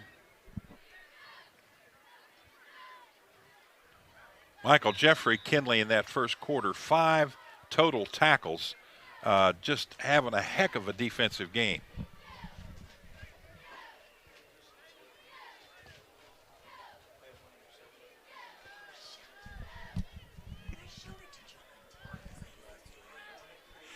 Harrison going to be in there in the shotgun. Trips right, one receiver left. That's Parks. Adrian running right and gets about a yard. I was watching Pikeville's defense on that play specifically to see what they did once I saw it was a run and a sweep around the right side. And a great job, not only by the linemen, but those linebackers. Every one of the linebackers were over there near that play, so they pursue the ball very well. 2nd down and 9 as they continue to work on Harge. He's down on the field now being looked at. Harrison looking over to the sideline, trying to get the play call. It comes in. He's got Hensley and Parks to his left. Wide receiver on each side, tied into the right side for Harrison. Hagan will run the option. Cuts it back right side, does Harrison. Gets around one guy, makes another guy miss, tripped up. Would have been a big play, but a good defensive play to trip him up on that far sideline. Yeah, he did a nice job on the second effort and kept enough balance to be able to pick up about 3 more yards before he fell after one of the defenders got a hold of his foot. How about the group tonight? We got Alex Carbosh running our camera up top. Austin Hanks producing here in the booth with us. Gage Hill producing back at the studio on the WBON TV cable channel. And Tom Gross and Michael Watkins hanging out as well with Hugh Davis and Ron Harrison from WL Stats. Samantha Burford will have the halftime interviews for us. 3rd and short for Harrison. Hagan going to run left, keep it himself, tries to spin away from a tackle, and is going to be wrapped up. And for the first time tonight, the Pikeville defense gets a stop of the Indians, and the Panthers will have the football back and force the Indians to punt on 4th down. Well, the linebacker was hungry right there. It looked like it was Luke Ray, number 23, and Luke wasn't going to be denied on that stop. The Pikeville defense is good, folks. Madison Central made a couple of really big plays on those first 2 drives, and good sign here as Harge is up, standing on his own power right now. Not sure if that means he's going to be coming back in the game anytime soon, but that's at least a good sign that he's up, standing on his own and walking around. There we go. That's a good sign. Harge walking around. It's West back to punt. It's an end-over-end punt that goes out of bounds near midfield. We'll see where they mark it at. The official on that far side will walk it up to the 46-yard line of Madison Central. So Pikeville, their best starting field position here. 18-yard punt, Tom, on the overall yardage. Yeah, when he kicked it, he shanked it a little bit to the right. Looked like my drive off the number 1 tee about every time I go golfing. Yeah, not a particular good punt. Now, that's the one thing that you lose with Kenyatta Harge as well, as Harge is normally the punter. Right. But you said he's up walking around. That's a good sign. Several things. It could have been a stinger on the knee where a helmet hit his knee, and a bone, where a helmet hits bone, that hurts for quite a while. But he's a toughie, so if he can get back in there, he will. Hand off of the middle to Birchfield, and he'll have a first down. Gain of about 12 yards, and Tom Pikeville starting to cook a little bit. Well, they've got some tall timber. They got some big men up on that line, and that's where it starts, right on the offensive line. And their guards are doing a fantastic job opening up a hole like that one. Big hole for Birchfield. He breaks off one, and he's going to have it inside the 10-yard line. A touchdown-saving tackle by Brock Eads. And now the Panthers are really starting to gain some momentum here. Going to the hurry-up offense. It's 1st and goal for Pikeville, and they're rushing to the line again. No huddle offense as McNamee going to go with 2 tailbacks. 1st and goal. And we got a flag, I think, a false start against the Panthers. That's one thing that you can get a lot of when you try to run a no-huddle offense. You got to make sure all your guys are set. That time they weren't. Michael Mason Salyers and Peyton Salyers, number 73 and 75, are the 2 guards.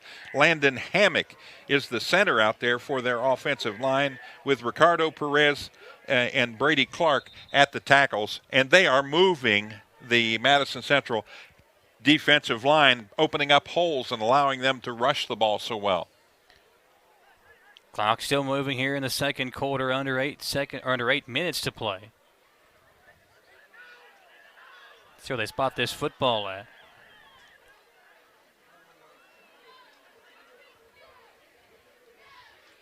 The official should start the clock on his whistle. There we go. Now 7:54 remaining. McNamee now looking over to the sideline to get the play call. It is 1st and goal. And they must have been offsetting penalties because they put this thing back at the 6-yard line. McNamee hands it off Birchfield, and a good job. Again, it's Brock Eads coming from his cornerback position to bring down the tailback. Brock Eads came to play tonight, there's no doubt about it, and he sniffed that out early, was able to get up there, and he made a great solo tackle. Ball about a half-yard gained by Birchfield, puts it at the 5.5-yard line. 7:15 to play. 14-0 lead for the Panthers. McNamee running in with 15 seconds left to play on the play clock. I have 2 tailbacks and 2 receivers tied in to the left side. They give it to Anthony, or they fake it to Anthony. McNamee keeps it and walks into the end zone. A 6-yard touchdown for the quarterback from Pikeville. And the Panthers are on the board.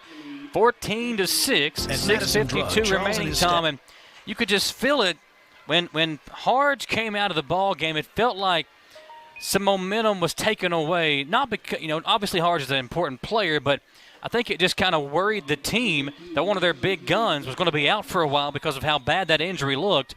And right now, Pikeville taking advantage of it. The extra point coming up for the Panthers to cut this lead down to 7.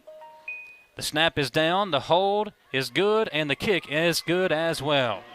14-7, 6:52 to play in the first half. We'll come back in 1 minute here on WEKY and WBON TV. At Madison Drug, Charles and his staff know your time is valuable and will work to get you in and out quickly. We have a convenient drive-thru and offer free delivery. For vaccinations, just walk right in, no appointment necessary. Madison Drug, Richmond's hometown pharmacy. To some, it's just a boat. But to Jim, it's his escape from meetings, traffic, and the grind of daily life. He may not catch any keepers, but he wouldn't trade his day on the lake for anything in the world. That's why his boat is insured by Kentucky Farm Bureau. But it's not just Kentucky's Farm Bureau. It's Jim's Recharge the Battery Farm Bureau. My Farm Bureau. David Mayo, John Rader, and Chris Hornsby with Kentucky Farm Bureau. At Madison Drug, Charles and his staff know your time is valuable and will work to get you in and out quickly. We have a convenient drive-thru and offer free delivery. For vaccinations, just walk right in, no appointment necessary. Madison Drug, Richmond's hometown pharmacy. Madison Central allows the 6-yard touchdown run by McNamee to cut that deficit in half. It's 14-7. Tom, the Indians had a chance to kind of put their foot on the throat, if you would, of the Panthers, but a good defensive stop and the answer with a score on the other side of it. And now they'll kick it off for the first time tonight.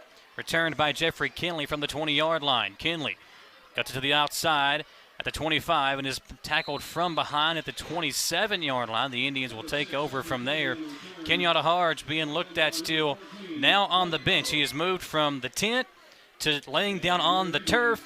Now he's back over on the bench for the Indians. And if I had to guess, we're probably not going to see the sophomore back in the ball game anytime soon. Well, I watched him walk a little bit, and he's really favoring it still. He's not going to be able to perform, I wouldn't think, tonight. It's doubtful that he'll be back in, but hoping that it's just a sprain, because a sprain can heal, more rapidly than any kind of ligament or tear that would be there. So let's just hope for the best for him. They give it to Parks, and Adrian tries to run it to the left side.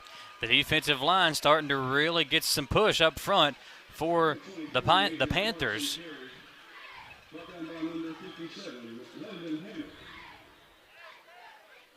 That was a big 0 on that rushing play. Second down and 10. And Park's one of those guys, he's kind of like the scat back. Now, if he gets some space, good luck catching Adrian. But Pikeville does a good job that time of wrapping him up before he can get going. Second and 10. 2 receivers right, 1 to the left, 2 tailbacks in the backfield with Harrison. Hagan is 2 for 2 through the air. Now he'll drop back to throw again. Looking downfield. Harrison all day to throw. Finally lets it loose, and it is broken up. Good defensive play by the cornerback, number 9, Sam Wright, who plays the safety position as well. Came up from that spot to get the deflection. Pass intended for number 19, Travis Grant of Madison Central.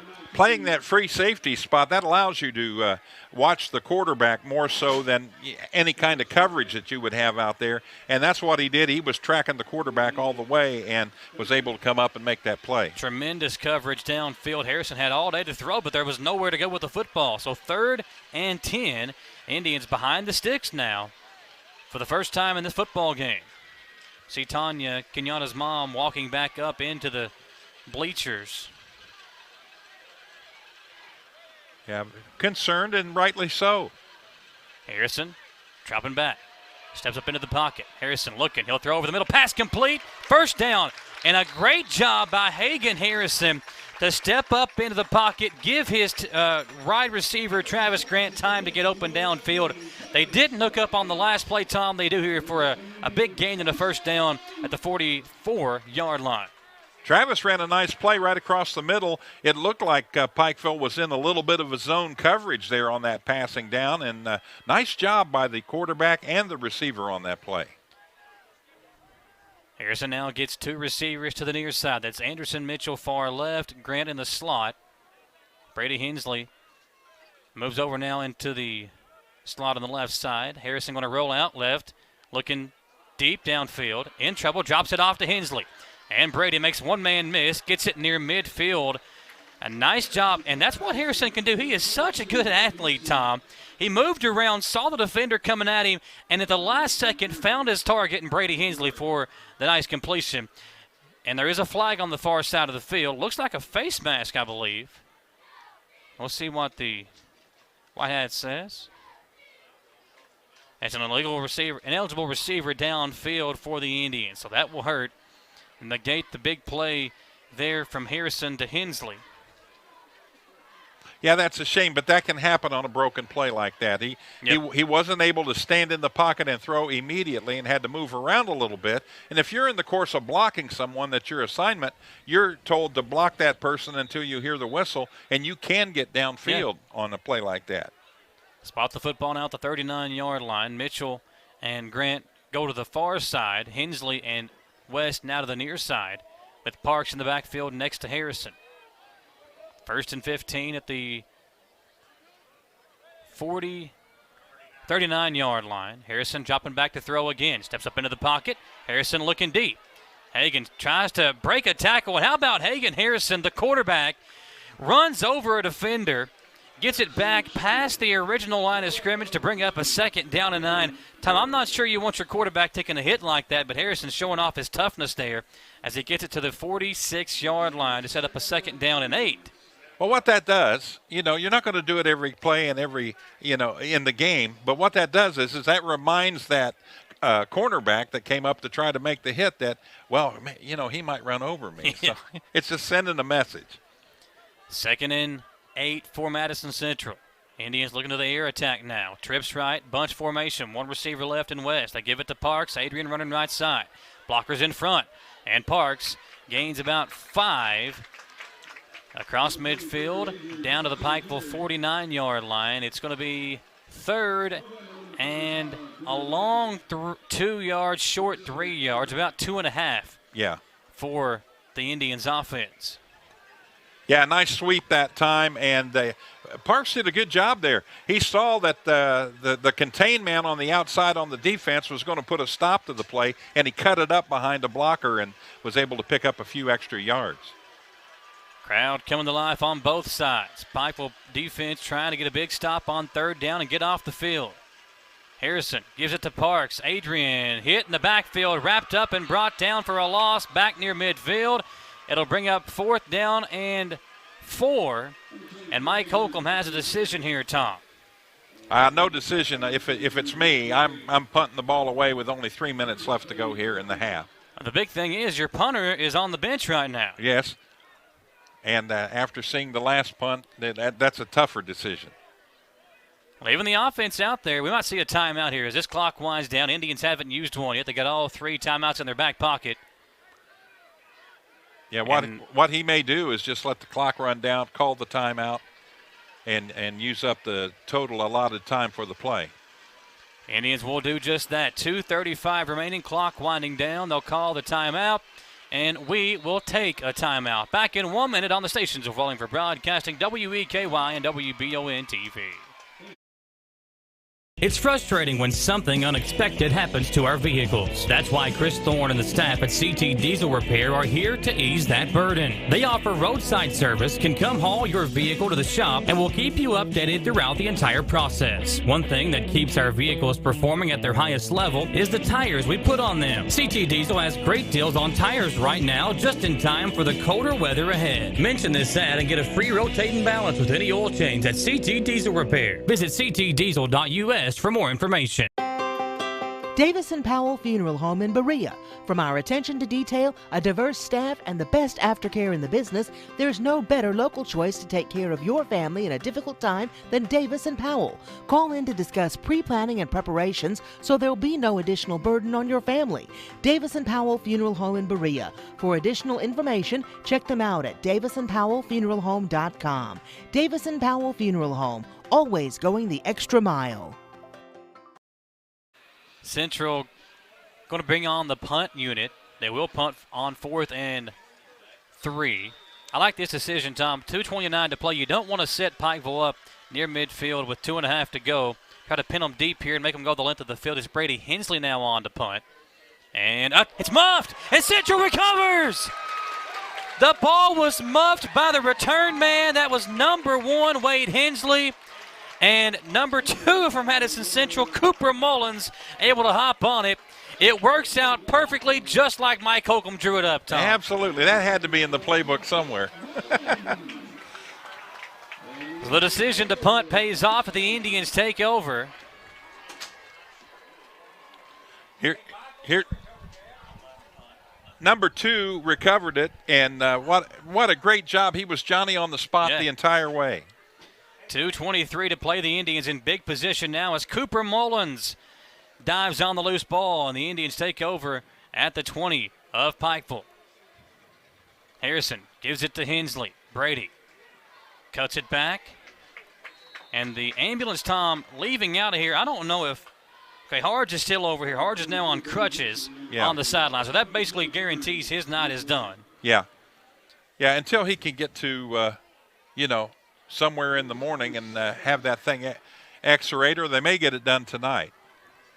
2nd down and about 6 as we dip under 2 minutes to play, and the Indians will get the football back to begin the 3rd quarter. If you can get a score here, give you a 2-possession lead, and then get the football back in the 3rd quarter, Central can really be able to put at some distance between them and the Panthers. Almost drew them off sides on 2nd and 6, 1:30 to play. Samantha Burford will chat with Mike Holcomb as Harrison wants to call another timeout. 1:25 left to play here on WEKY, WBON TV. Tom Gross and Michael Watkins here, folks. Glad you are tuned in. No matter where you're watching, our first ever broadcast, Tom, on the WBON TV cable channel, Central Kentucky's newest addition to the cable networks. And we appreciate you joining us here, whether you're watching in Madison County on Spectrum, Crystal Broadband over in Powell County, Irvin Online Cable in Estill County, or PRTC up in Eastern Kentucky as well. It's wonderful. A lot of work went into it, it's going to be a great tool for all the viewers around this area, and just awesome that you'll be able to see high school football as it is happening on broadcast TV. It's some wonderful. More things coming down the line as well. Some exciting stuff happening at the WB. I like that, WB. 2nd down.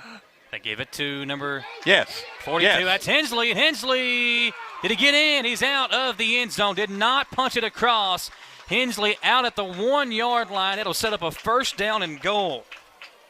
That play was very late in developing, and it looked like the linebacker on that right side was going to come up and make the play, but Hensley gave him a little jitterbug step there and just totally freaked him out, I guess, and he was able to cut the corner and had a nice line toward that pylon down there in the end zone. Let's see if they can cap it off. 1:15. First and goal. Give it to Hensley. Brady held out for the moment.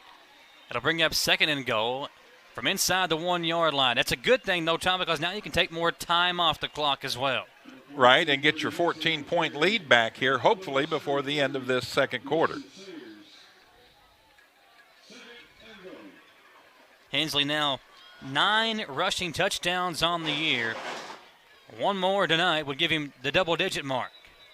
And a player down for Pikeville in the end zone with 46 seconds left to play. The Panthers training staff will come out. Glad to have you tuned in here, folks, on WBON TV. The station's of Wallingford Broadcasting. Got some scores from around the area. Scott County in the Battle of Scott County leads Great Crossing 7-0. It was a 26-0 lead for Bryan Station over Henry Clay in the first half. And Madison Southern on the road as well in a big district game there against East Jessamine. Great Crossing in Scott County. I wonder what's going through the heads of the former Scott County players that are now at Great Crossing playing against their old teammates. Yeah, that's always an interesting rivalry. It's kind of like when Frederick Douglass became a new thing in Lexington. All the players transferred over there, and they would play against Dunbar or Catholic or Tates Creek or Bryan Station. A lot of the guys came from Bryan Station into Frederick Douglass. So, you know, back in my day in Breathitt County, Hazard was a huge school, but I noticed they're Class A now, so their enrollment just must be way down. Second and goal for Harrison and the Indians. They give it to Hensley, and again, he's held out, but he backs his way into the end zone. Brady Hensley put it in reverse, Terry, and he puts it in the end zone for a touchdown. 20-7 Indians on top after the 10th rushing score of the year for the sophomore Brady Hensley.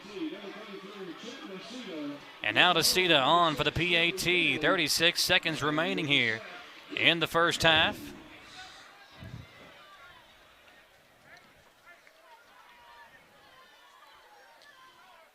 Here live on WBON TV, Tom Gross and Michael Watkins. The extra point is good. 36 seconds to play, Tom. We'll keep it right here as the Indians get back their double-digit lead. It's 21-7 in favor of Madison Central. Stay tuned for the Bishop Small Engine Repair halftime show coming up at halftime. Madison Southern got a score update from there. They lead East Jessamine 13-0 after Stephen Whitehead scores a rushing score for the Eagles. Southern needs a big win tonight as well. The Eagles have had a rough start to their season with injuries and quarantine and everybody kind of not being able to even forget playing a game. How about practicing for Madison Southern? They got a good lead right now over East Jessamine in a big district game there. Madison Central will be on the road next week, and they'll have their first district game of the season as they'll take on Oldham County team that Tom was the favorite coming into the year, so that'll be a big one next Friday as Tom and I will make the long trip down to Oldham County. That's a trip now. I did that 2 years ago. I believe I called it by myself that time because you had to stay here. I did the Berea game. And Ron and Hugh both were down there, and it was one of those gloomy, rainy nights, like a Halloween night. It was crazy. An up man will return it for Pikeville. Breaks a tackle and almost breaks a big one. Gets it across the 40. That's Anthony, the big running back. Yes. And he's able to get it there across the 40 to the 43-yard line, Tom. Yeah, he did a nice job, and it was like a bowling pin. He hit the defender there on special teams and sent him for a loop. But here we go, 29 ticks left. Can they get it in the end zone here with, 58 yards to go? A high, potent offensive attack for Pikeville. And they can do it, Tom. They don't need a lot of time to score, but with 29 seconds to play for Madison Central, you want to keep everything in front of it. They try the wide receiver screen on the far side. They'll get out of bounds to stop the clock near midfield. 23 ticks on the clock here in Richmond in the first half with Madison Central on top, 21-7. You know, their leading receiver, Zach Lockhart, has been mysteriously absent from this offense here in the first half. Yeah, in the first quarter, Hensley and Scott were the only two guys that caught passes. It's 2nd and 7. Clock stopped with the receiver going out of bounds. Well, it may be purposely. You know, they may are waiting for a time like right now to go to him deep. Another screen on the outside. It's completed again to Lowe. And he gains about a yard. Not much there. Well, they're going to try to chip away and save that clock as they work down the sideline and hopefully can pick up first downs along the way. So, you know, you go 3 or 4 seconds every play, you got at least 5 more plays in you. Did you used to teach math? You did, didn't you? Math? Yeah. No.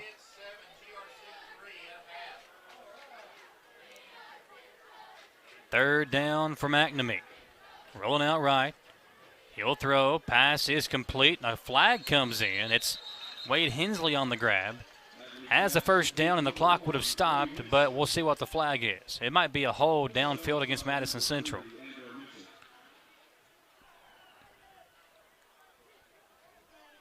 $14 seconds to play. Hugh, you had a score update for us? Lafayette leads GRC 7-3 at the half. That's a big score for Central fans because, you know, GRC, a district foe, and we know Madison Central mopped the floor with Lafayette a couple of weeks ago. It's a hold against the Indians, and Pikeville will decline the penalty. Smart decision there to set the football at the 41-yard line. 14 seconds left to play. What you're going to see now with just 14 ticks left is they're going to have a couple of opportunities to try to put it in the end zone. And you see their main man right there, number 10, Zach Lockhart. He's going to be split out to the left side there, Michael. They got a good kicker in Aaron Chang. If they can get it close enough for him. They'll throw it complete to Lowe again. Lowe's got blockers, and he's out of bounds again inside the 30. Lowe is 14 of 15 on the year, 93.3%. He's made 3.5 extra points per game, so he's been money, but not sure what kind of distance he can kick a field goal. At the 29-yard line, ball on the right hash mark. 9 seconds left to play time. They're just chipping away at here, trying to get close enough for maybe a field goal attempt or maybe a shot into the end zone. Little mix-up on defense, and then quickly, I think Madison Central might have called the timeout there. Yeah, they were trying to get matched up with somebody, and did the Indians call the timeout? No signal yet. I believe so, yes. There it is. Madison Central takes the TO. 21-7, a Indians lead here on WEKY and WBON TV. Folks, when you see these commercials pop up, go by and say thank you to our great sponsors. We could not be here each and every single Friday night if it wasn't for those great sponsors, like Kentucky Farm Bureau Insurance, Agents Rader, Mayo, and Hornsby. Also the great folks over at Citizens Guarantee Bank. Can't forget about Galaxy Bowling Center here in Richmond as well, and CT Diesel Performance, Tom, all of our great sponsors helping us provide you this awesome coverage of local high school football here in Madison County. Also to the folks here at Madison County, David Gillum, Randy Neely, and the school board for allowing us to continue to be here to highlight these awesome local athletes that we do have, and there's a lot of good ones here in Madison County.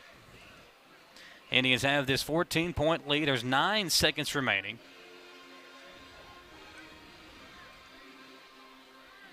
Pikeville will come out with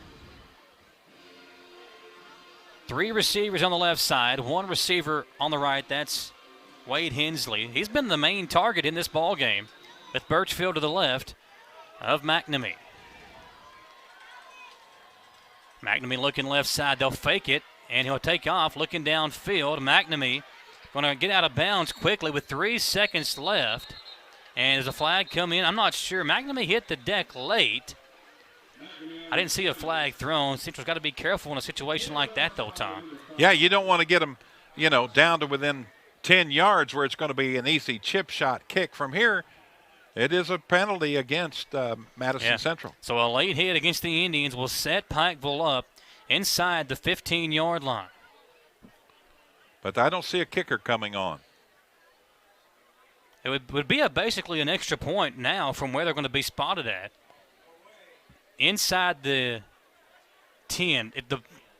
The tail of the football is on the 10-yard line. Here they come. And they are going to go for the PAT or for the field goal. Yeah, basically a PAT attempt. Point after touchdown. And Lockhart will be the holder. The kicker is number 17.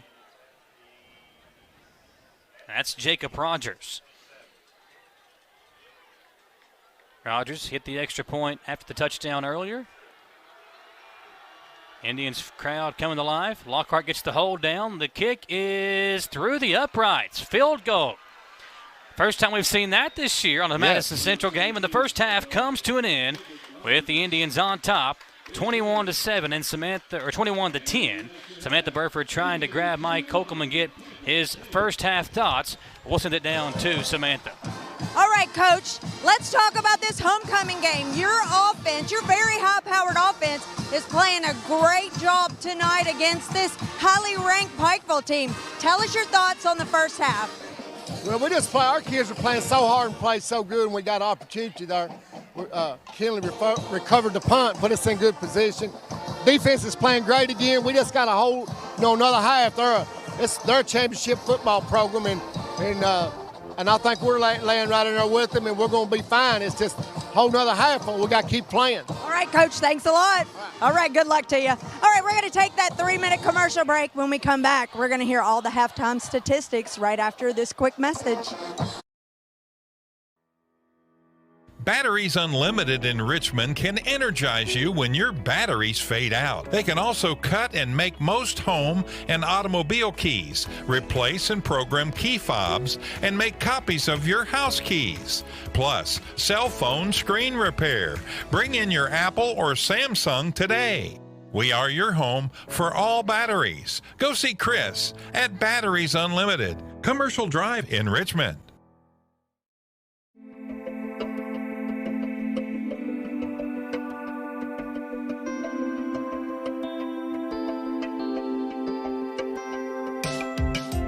Granite, marble, and quartz for any surface.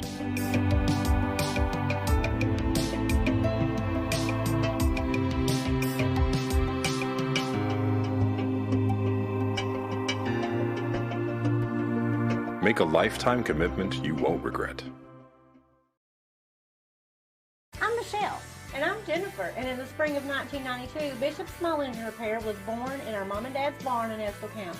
Then in the fall of 1992, we made the move to Madison County, where we are today. With the support of our family, customers, and community, we have continued to grow in the outdoor power industry. With a full line of products from Cupcadet, Grasshopper, Echo, and Shindawa, we can help you tackle your yard so you can enjoy it with your family. Bishop Small Engine Repair, where our focus is our customer. Stop on in, 119 North Estill Avenue in Richmond. We can't wait to see you.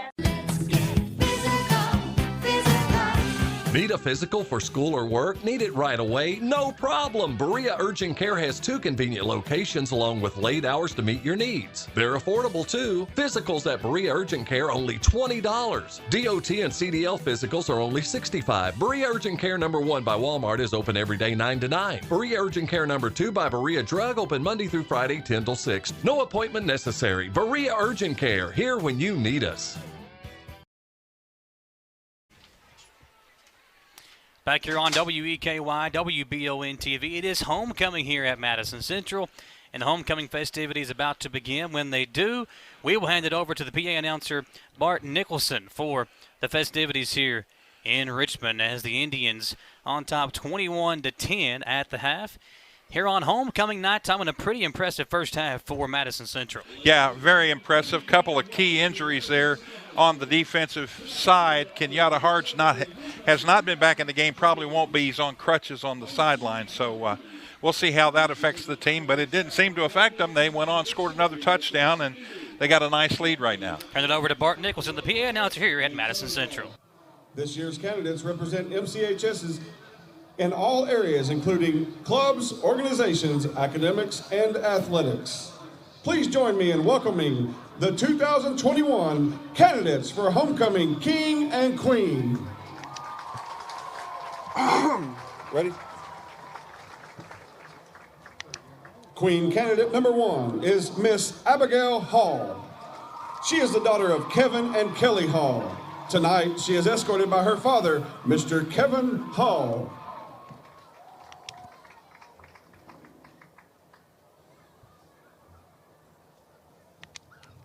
King candidate number 1 is Andre Smith Jr. He is the son of Yvonne Hawker. Tonight, he is represented by his sister, Miss Shania Johnson, and his uncle, Mr. Tony Hawker.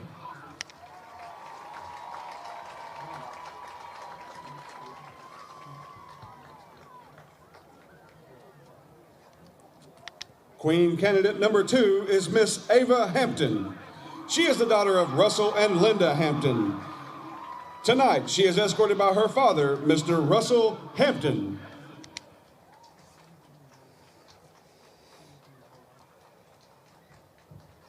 King candidate number 2 is Brady Masters. He is the son of David and Becky Masters. Tonight, he is escorted by his mother, Miss Becky Masters.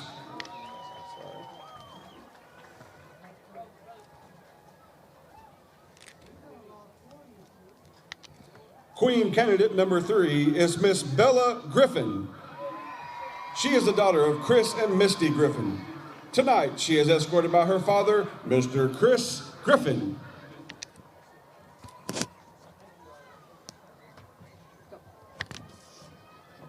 King candidate number 3 is Mr. Braden Nichols. He is the son of Philip and Robin Nichols. Tonight, he is escorted by his mother, Miss Robin Nichols.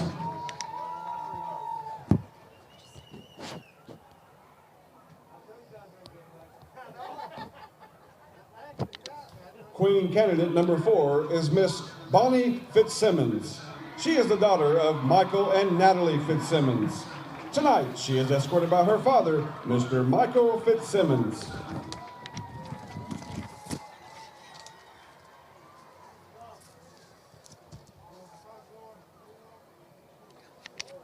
King candidate number 4 is Mr. Cooper Eberly.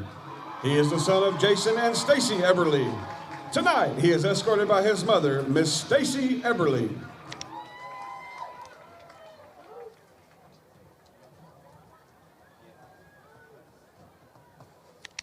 Queen candidate number 5 is Miss Carly Jones. She is the daughter of Ty and Katie Jones. Tonight, she is escorted by her grandfather, Mr. Scott Farmer.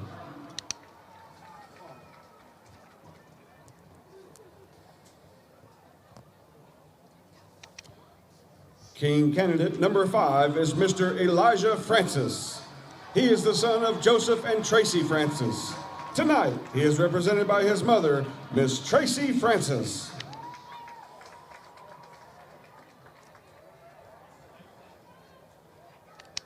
Queen candidate number 6 is Miss Ella Kate Cornett. She is the daughter of Kirk and Kathy Cornett. Tonight, she is escorted by her father, Mr. Kirk Cornett.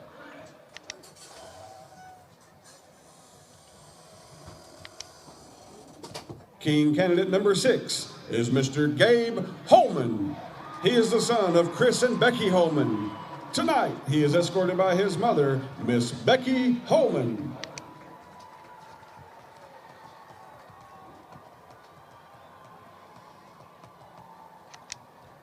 Queen candidate number 7 is Miss Emmy Cummins.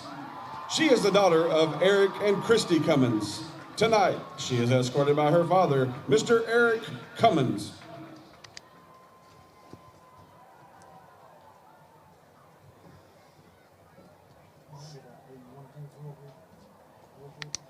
King candidate number 7 is Mr. Gavin O'Shea.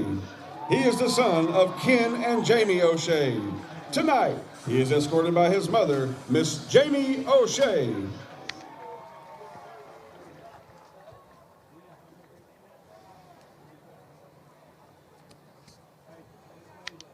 Queen candidate number 8 is Miss Hannah Ackerman. She is the daughter of Aaron Jones Ackerman and Billy Ackerman. Tonight, she is escorted by her mother, Miss Erin Ackerman.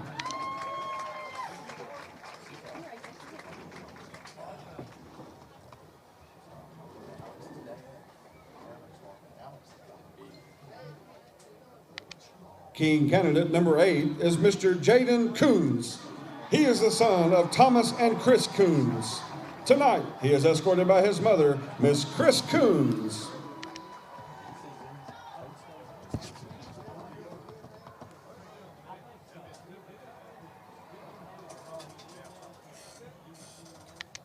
Queen candidate number 9 is Miss Hannah Turner. She is the daughter of Jeremy and Alexis Turner. Tonight, she is escorted by her father, Mr. Jeremy Turner.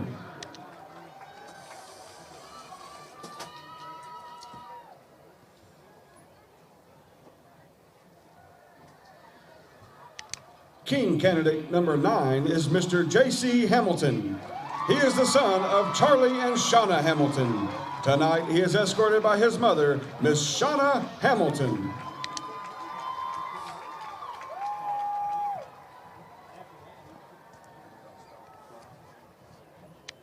Queen candidate number 10 is Miss McKenna Hull. She is the daughter of Jason and Crystal Hull. Tonight, she is escorted by her father, Mr. Jason Hull.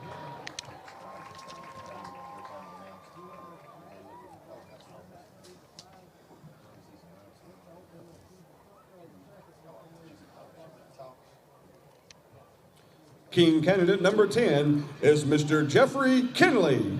He is the son of Jeff and Marita Kinley. Tonight, he is represented by his parents, Mr. and Mrs. Jeff Kinley.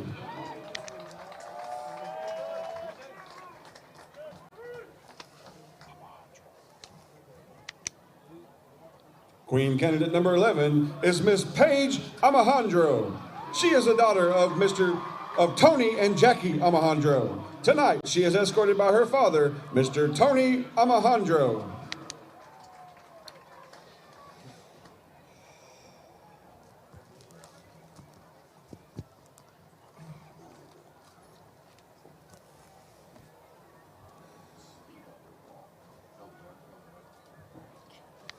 King candidate number 11 is Mr. John Denny IV. He is the son of John Denny III and Shauna Schaefer. Tonight, he is escorted by his aunt, Miss Sandy Cockrell.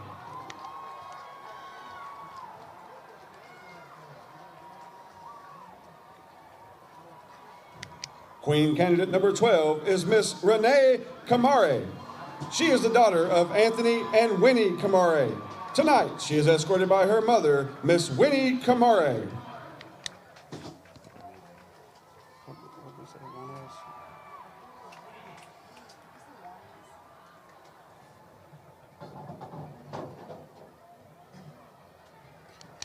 King candidate number 12 is Mr. Juanez Ramirez.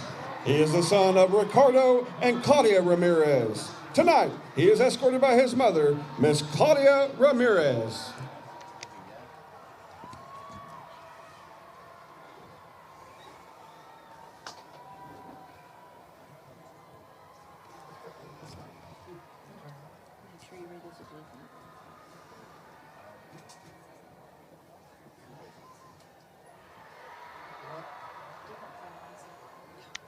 Queen candidate number 13 is Sammy Christ. Sammy is the child of Doug and Stacy Christ. Tonight, they are escorted by their mother, Miss Stacy Christ.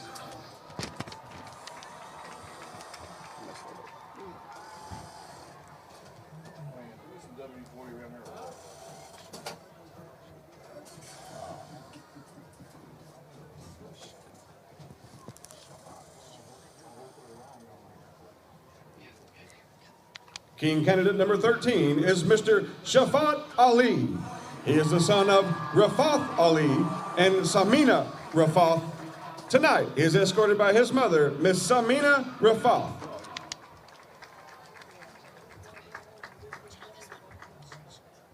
Yep.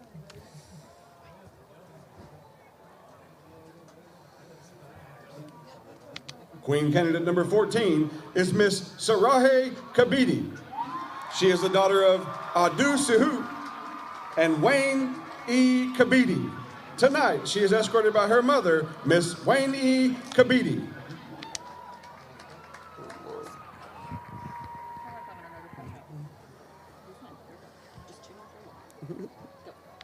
King candidate number 14 is Mr. Ty Hadley. He is the son of Frank and Kelly Hadley. Tonight, he is escorted by his mother, Miss Kelly Hadley.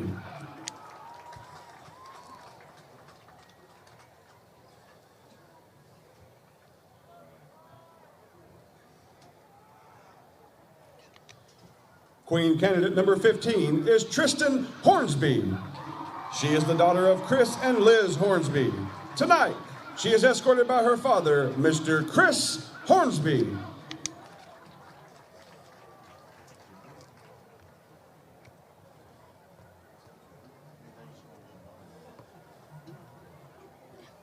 King candidate number 15 is Mr. Xander Damron.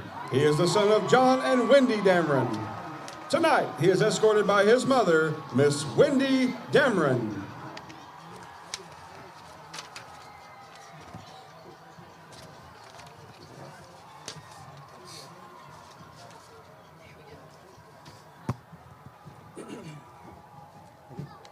Now please join me in welcoming back Madison Central's 2020 Homecoming King and Queen, Mr. Luke Coleman and Miss Catherine Taylor.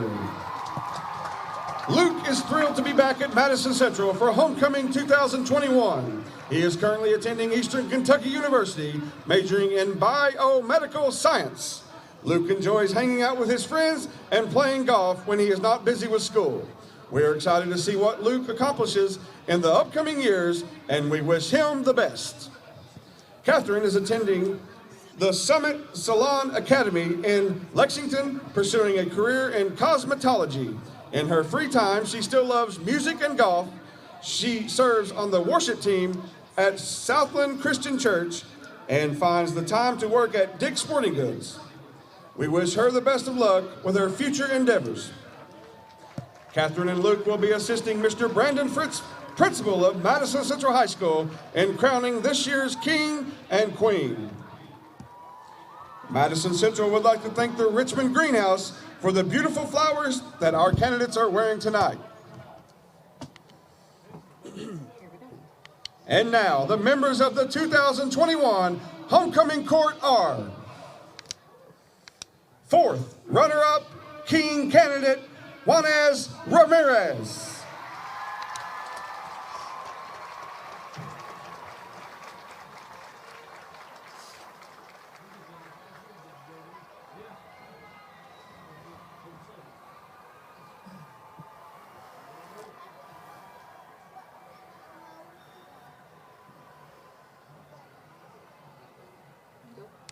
Fourth runner-up, Queen candidate, is Sammy Kress.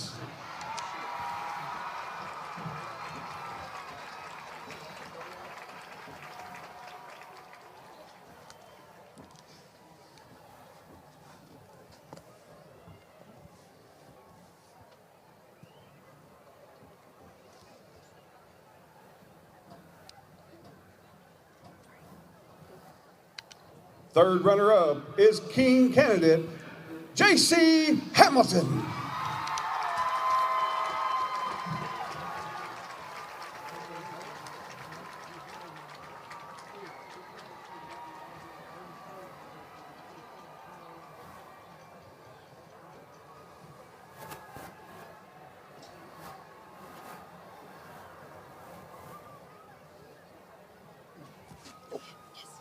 Third runner-up, Queen candidate, Sarahi Kabidi.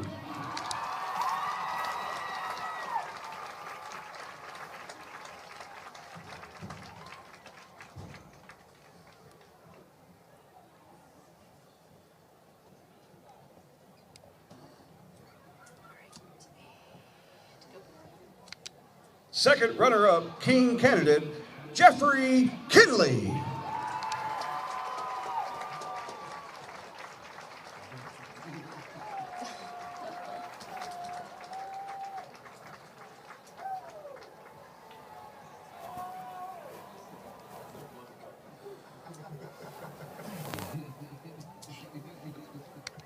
Second runner-up, Queen candidate, Paige Alejandro.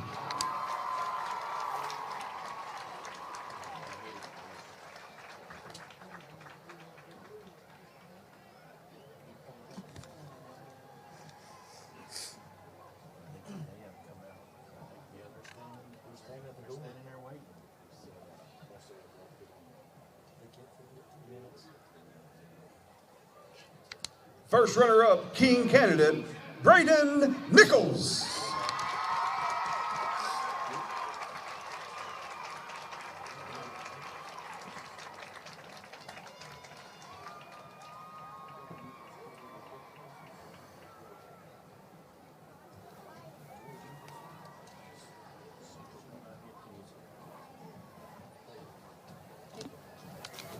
First runner-up, Queen candidate, Abigail Hall.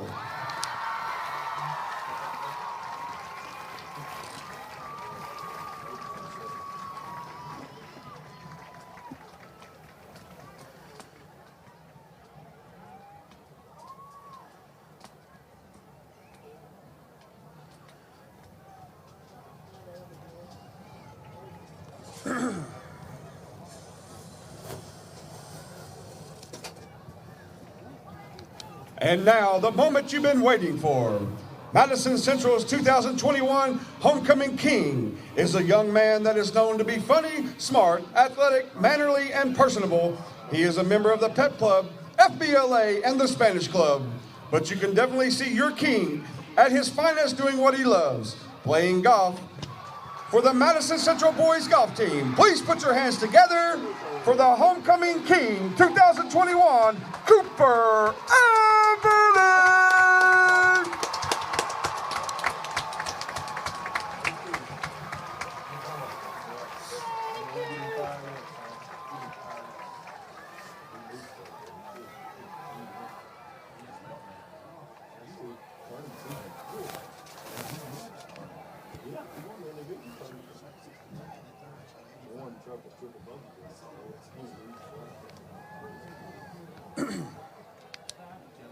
Madison Central's 2021 Homecoming Queen is a young woman that is described as a bubbly, caring, confident, and thoughtful. She is a member of the National Honor Society, and she's recognized as an artistic genius. Your queen is probably the best known for playing the clarinet in the Madison Central Marching Band. Help us congratulating your queen, Homecoming Queen 2021, Bonnie Fitzsimmons!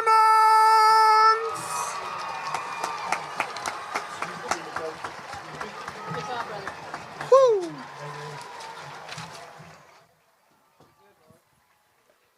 So congratulations to our king and queen here on Homecoming Night.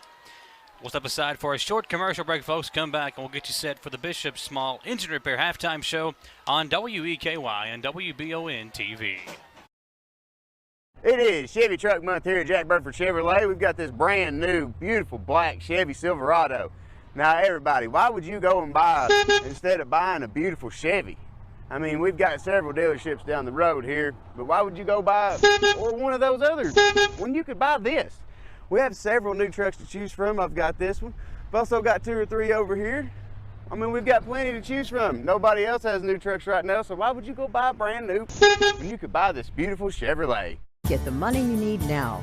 Apply for a home equity line of credit at Cumberland Valley National Bank today with no payments for 6 months and low rates. There's never been a better time to tap into your home's equity. In life, some things just go together, like a burger and fries. And home and auto insurance from State Farm. Combine and save. Talk to State Farm agent Jerry Goebel today. Orthopedic and Sport Physical Therapy will help guide you on your road to recovery. It is our mindset, a spirit driven to excellence to help people heal faster and better. If you have pain or an injury, or you need experts in sports medicine, Orthopedic and Sports Physical Therapy is your best choice in rehabilitation, and you have direct access. In most cases, you do not need a referral to any of our 7 locations serving the region. Just give OSPTKY a call. Visit our website at osptky.com to find the location nearest you. Tired of getting electric bills that are up to 5 times higher than what you should be paying? Madison HVAC will identify the problem and fix it. We are offering a heat and safety check to homeowners in Richmond, Kentucky for $59. Yes, $59, and this offer is available during normal business hours through Thanksgiving of 21. Call 859-625-1471 to schedule your opportunity to save money. Here at Madison HVAC, we fix that too. Call 625-1471 or visit madisonhvacr.com to learn more. Congratulations to Cooper, Eberly, and Bonnie Fitzsimmons, your homecoming king and queen here on homecoming night in Madison Central. Tom Gross and Michael Watkins here on the Bishop's Small Engine Repair Halftime Show at Bishop's. The variety of outdoor power equipment is second to none. Visit Bishop's Small Engine Repair on North Estill Avenue in Richmond and see all the brands available at Bishop's. Tom, a 21-10 lead at the half. Madison Central with an 11-point advantage over the Pikeville Panthers. Glad to have you along here with us, folks, on WEKY and WBON TV. Your halftime stats are covered by Jerry Goebel, State Farm Insurance. Visit jerrygoebelinsurance.com to learn about all the options available with State Farm, courtesy of Jerry Goebel. Tom, a pretty interesting first half for the Indians. They get 9 carries for Brady Hensley, 38 yards, a pair of touchdowns to give Hensley now 10 touchdowns on the ground on the year. Hagan Harrison ran the ball 6 times for 27 yards and was also 3 of 4 through the air for 84 yards. And Jaden West made those 2 miraculous catches there in the first half for 68 yards. And then Travis Grant hauled in 1 for 16. So the numbers don't blow you away for Madison Central, Tom, but what they are doing is it's really like kind of old school football. They're running the ball. They're not getting those huge plays, but they're just doing enough to get the ball down the field and then punch it into the end zone, kind of that old school football we're used to seeing. Yeah, and another thing that has happened in the first half of this game is turnovers, and we have been very fortunate that we've been on the receiving end of those turnovers and missed one early on in the game there, a fumble that we had ample opportunity to cover, but were unable to, and that gave Pikeville the ball. But, the one I'm thinking of is the punt, the muffed punt. That put us in business and gave us that, 21, at the time, 21-7 lead. Now it's 21-10 after the field goal there at the end of the first half. So turnover's going to be a big part of the second half, I believe, too. Yeah, Tom, thank you for hanging out with us on the Bishop Small Engine Repair Halftime Show. An onside kick by Pikeville, and it goes out of bounds. But I like the play call. Listen, if Madison Central scores here, it's a 3-score ball game. So you have got to do everything you can to get this football back. I like the onside kick there by the Panthers, just didn't execute it. Yeah, and they've got to have a whole lot of respect for their defense here. It basically puts your defense in a situation where they've got to get the job done here on this first series in the third quarter, because if they don't, and like you said, Madison Central is able to take the ball down here and score, it's going to make a mountain pretty high to climb here for Pikeville. Indians will have Harrison out there with Edgren Sweat now coming into the ball game offensively. Again, no more Kenyatta Harge for the rest of this evening. Harge is on the sideline on crutches at the moment. But Harrison will have Sweat to his left in the backfield, and they'll give it to Hensley running that way. Hensley spins away from a tackler and gains a yard. Not much running room there. Folks, WBON TV is here, and we are on the air. The cable channel now available on all kinds of different cable systems across central and eastern Kentucky. Make sure to check us out on WBONTV.com and see where we are available for you in Madison County on Spectrum, Irvin Online in Estill County, also on Crystal Broadband in Powell County and PRTC. All kinds of local news, a sports show, more local sports coverage, and ball games like you're seeing tonight, and lots more local programming coming in October on the WBON TV Channel 9. 2nd down and 9 here for Harrison. He'll drop back to throw, completes it to incomplete. That's a catch for West 9 out of 10 times. We just saw the one time he drops it. Tom, I think West that time was more worried about running on with the football than he was catching the thing. Yeah, you got to look it all the way in. Part of your concentration is make sure you've got it in your possession and then worry about the defenders, worry about your route after that. But that would have been a gain of about only 2 or 3 yards, so it still would have been 3rd down and long. 3rd and 9 as we stand. A big defensive play coming up for the Panthers. As Hagan Harrison will go back into the shotgun. He's got 2 receivers each way. Jeffrey Kinley wide right, Jaden West wide left. 2 guys in the slot with Parks in the backfield. They'll throw a screen pass to Kinley, and Jeffrey unable to make the catch. So that forces a 4th down and a 3 and out for the Indians offense. Well, you can't feel bad if you're the quarterback there. Hagan Harrison, he hit both players right in the middle on the hands, and neither one of the receivers able to haul it in. So punting situation now for Madison Central, but they scored after a muff punt last time they punted from this position. 2 very big catchable balls there dropped by West and Kinley on different occasions. Now it's a punt by Brady Hensley. This time it's hauled in by, I think that's Birchfield on the return and gets it across the 30 to the 33-yard line, and the Panthers take over from there, Tom. 1st and 10, and they did what they needed to do. Got the football back, and the Panthers now coming left to right on your radio dial if you're tuning us in on WEKY.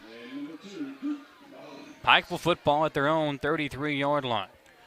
Now what Madison Central has to do is the exact same thing that Pikeville did. They need to contain, they need to prevent any big plays here, and try to get Pikeville to have to punt or turn the ball over. Whistle comes in, and I think Central had to blow another timeout. And the defensive staff really upset with their guys as they were running 2 guys on late. The 2 defensive ends on that 3-down line front for the Indians offense were late coming into the play, and they're getting a stern talking to, if you will, Tom. Yeah, that's a mental mistake. Nothing other than a mental mistake. In a big game like this, against a very tough opponent, you cannot make a lot of mental mistakes. Yeah, you got to, especially when it's close, and you got a game where, anything can flip-flop it the other way. If Central doesn't get that muffed punt, we got an entirely different ball game right now, and it's far from being over with a Pikeville team that can really put points on the board. Folks, make sure to go by and say thanks to all of our great sponsors like Berea Urgent Care over in Berea. If you're tired of waiting on those long lines at the emergency room, Berea Urgent Care can get you in and out as quick as possible. Also, the folks over at Jones Family Dentistry. Check them out on Facebook and online. It's Jones Family Dentistry in Berea, as Madison Southern out of Berea on the road at East Jessamine in the big district game tonight. The Eagles game on 106.7 The Pinnacle. Donald Foster up at East Jessamine on the call tonight for that one. The Panthers have their first drive of the second half at the own 31-yard line is where they spot the football at, and they give it to Birchfield, and he's a guy, Tom, he's hard to bring down with just one tackler. Able to get it across the 35 and up to the 38-yard line to bring up a 2nd down and about 4. Yeah, and he's you're going to see him a lot here in this second half. He's their money man, their go-to guy in the backfield. He's, number 1 in the state in rushing, and he's not that because he can't run the football. He's that because he can run it and can run against good defensive players. So we'll see what they end up doing here. Not much running room there for Birchfield, maybe a half yard, so it's 3rd and short. Yeah, Birchfield, he didn't feel like he had a huge game there in the first half. 72 yards on just 12 carries, an average of 6 yards per carry. That's pretty dang good. Yes. 3rd down and 3. They need to get to the 42 of Madison Central for a first down. Same formation as they'll give it to Birchfield running left, and he's tackled shy of the sticks. Gets it to the 40-yard line and not much more. 4th down and a long yard, maybe a yard and a half coming up for Pikeville. Let's see what they do.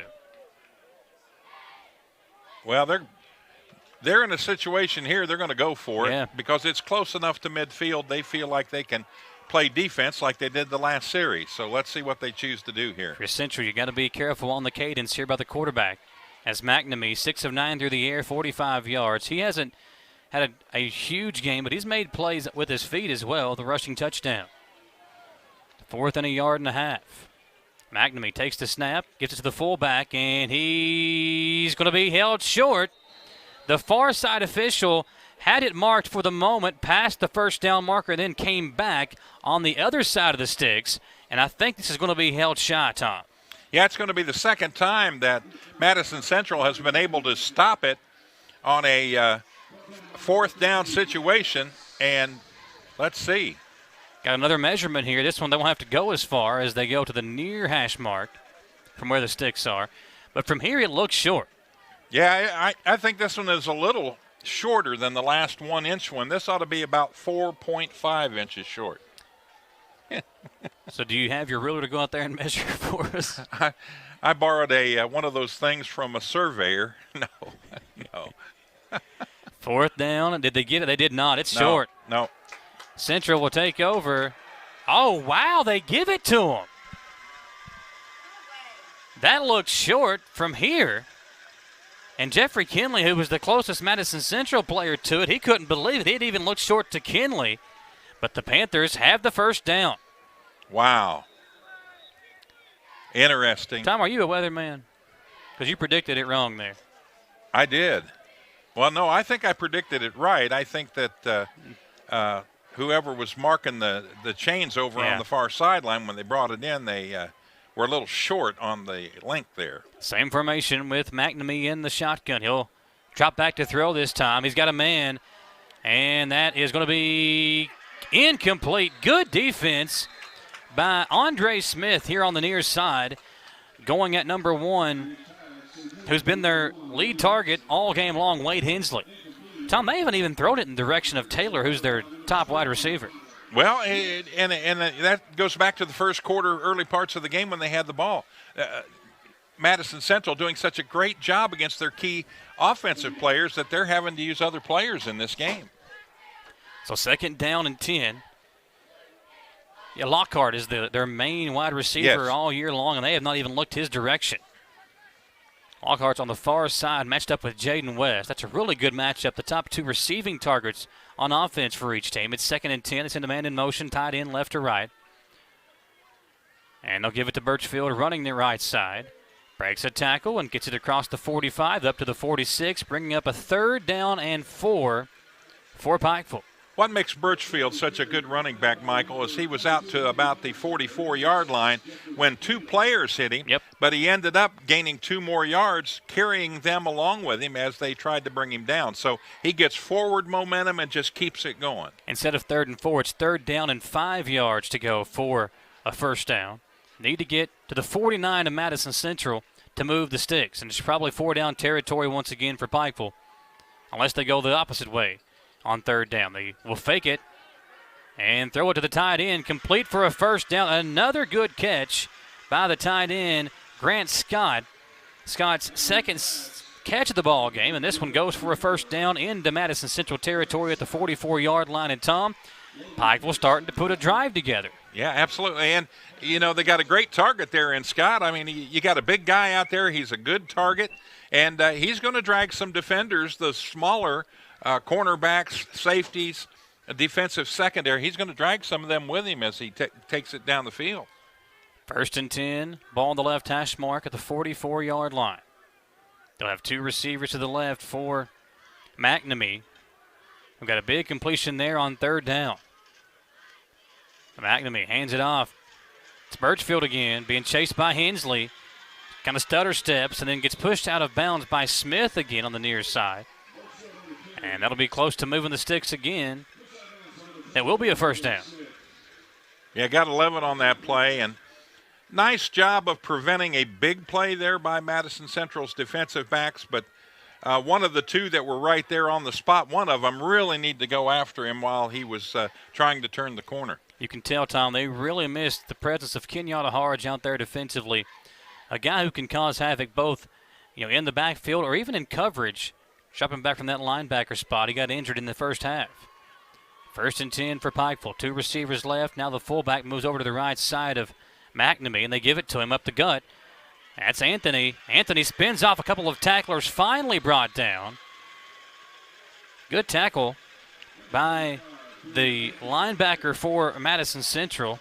That's the youngster, number 59, Jackson Roher. He's a senior, but hadn't had much experience. He got in the game against South Laurel and scored a touchdown, but Roher there got a big stop to bring up second down and a yard for the Panthers. He might want to get in that rodeo coming to Madison County soon, man. He bulldogged him to the turf there. Second down and 1 for Pikeville as they have had their way on this drive, Tom, getting big plays on both sides of the football, forced an immediate 3-and-out for Madison Central, and have been marching it down the field ever since. Second and short. They're going to look downfield in the direction of Lockhart, and now McNamee going to take off, runs over. He lowered the boom on Jaden West and picks up the first down. Wow, how about the run there from McNamee, who for the second time in this ball game makes a big play with his feet. This time it's a first down, and it's a new set of downs at the 22-yard line of Madison Central for the Panthers. Well, that brought the Pikeville crowd to their feet across the way there, and even the players on the sideline who were close to the hit got a big kick out of that.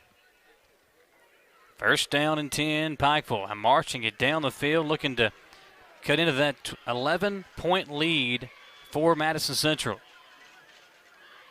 2 receivers left, 1 to the right for McNamee. Now the tailback to the right side of him in the backfield. They'll give it to Birchfield, and he spins off a tackle of Edgren Sweat, but immediately swallowed up by Grant. And I think Kyron Jackson in there as well. It was Ellington. Ellington also in on the stop. Some good job of the Indians there to get some penetration finally, Tom, on this drive and force a second down and long for the Panthers. Tough to keep your head up when you're a lineman or somebody that's in a linebacker position. But Madison Central, I've noticed tonight, they're doing a great job of keeping that head up, keeping those eyes moving around, see where that ball is as early as you can so you can adjust and make a play like they just did. They give it to Birchfield. Good hole, good tackle across the 20. Setting up a third down and 5. You give Birchfield, 3 or 4 steps like he had there, he's going to knock somebody down as he's going down, and that's what was the case right there. Picked up a couple extra yards. He doesn't look like the biggest tailback, but he reminds me of those Eastern Kentucky running backs that we've seen. Thinking of guys like J.J. Jude, who played for, I think, Johnson Central. There's been some really good ones come from the mountains up there, and Birchfield is one of those guys who's not the biggest running back. Yeah, it should be third and 5. They marked this football back at the 18-yard line. Okay, the chain gang messed up there. Now we're coming back. The Indians ran over to the sideline, thinking that there was going to be an official timeout. Yeah, the chain gang.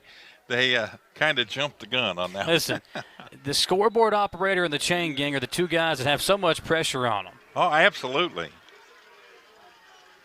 It's a job I don't ever want to have. Third down and 5. Need to stop here. McNamee going to drop back to throw. Well, screen pass set off for Birchfield. He makes a man miss and has a first down. Got around a would-be tackler. Hayden Kaiser was the only guy there, and the sophomore linebacker just couldn't get him, Tom. Birchfield showing off the elusiveness, and now he's going to hobble off on the sideline for Pikeville. And for Madison Central, a player down, Jarius Walker, at the 5-yard line as well. So we see Birchfield hobble off to the sideline, and his might be a cramp. And if he's able to come back in this game because of Walker's injury, and Indians kind of miss out on there, anytime you can get him off the field for a play or two would be big for the Central defense. But Walker down on the field as the Indians come over to huddle it up on the near side. We want to say thank you again to our great sponsors, folks. Go by and say thank you to the folks over at Orthopedic Sports and Physical Therapy, also Cumberland Valley National Bank, a White House Clinic. If you need a COVID-19 test, maybe you're wanting to get that COVID-19 vaccine, the White House Clinic is giving those. And also the great folks over at Madison HVAC. Give them a call today for that heating system check. Those colder temperatures making its way into town. They're giving those heating system checks for just $59 until Thanksgiving. So take advantage of that great deal and make sure that your heating and air unit is performing at its peak performance and ready for those colder temperatures ahead in the fall and winter months.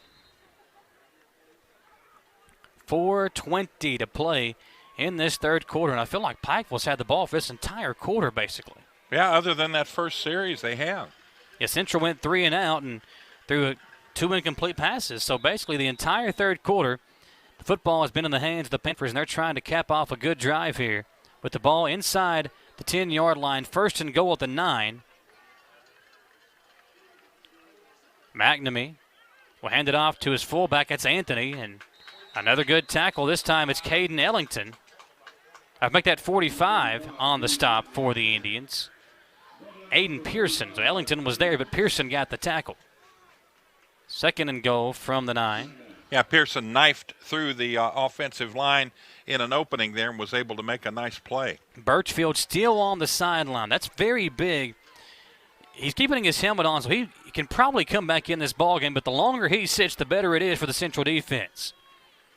McNamee will have 4 wide with the tailback Anthony to his left.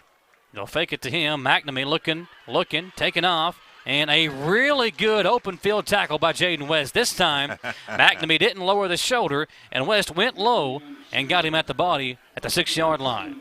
That was a little payback there because West got up and just kind of nodded his head a couple times and then turned and went back to his position.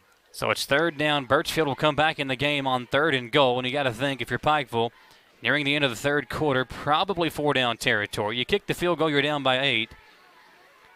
We'll see if they get there. It's third and goal from the 6. McNamee with the bunch formation. Sends a guy left to right. So trips right side. He's going to throw.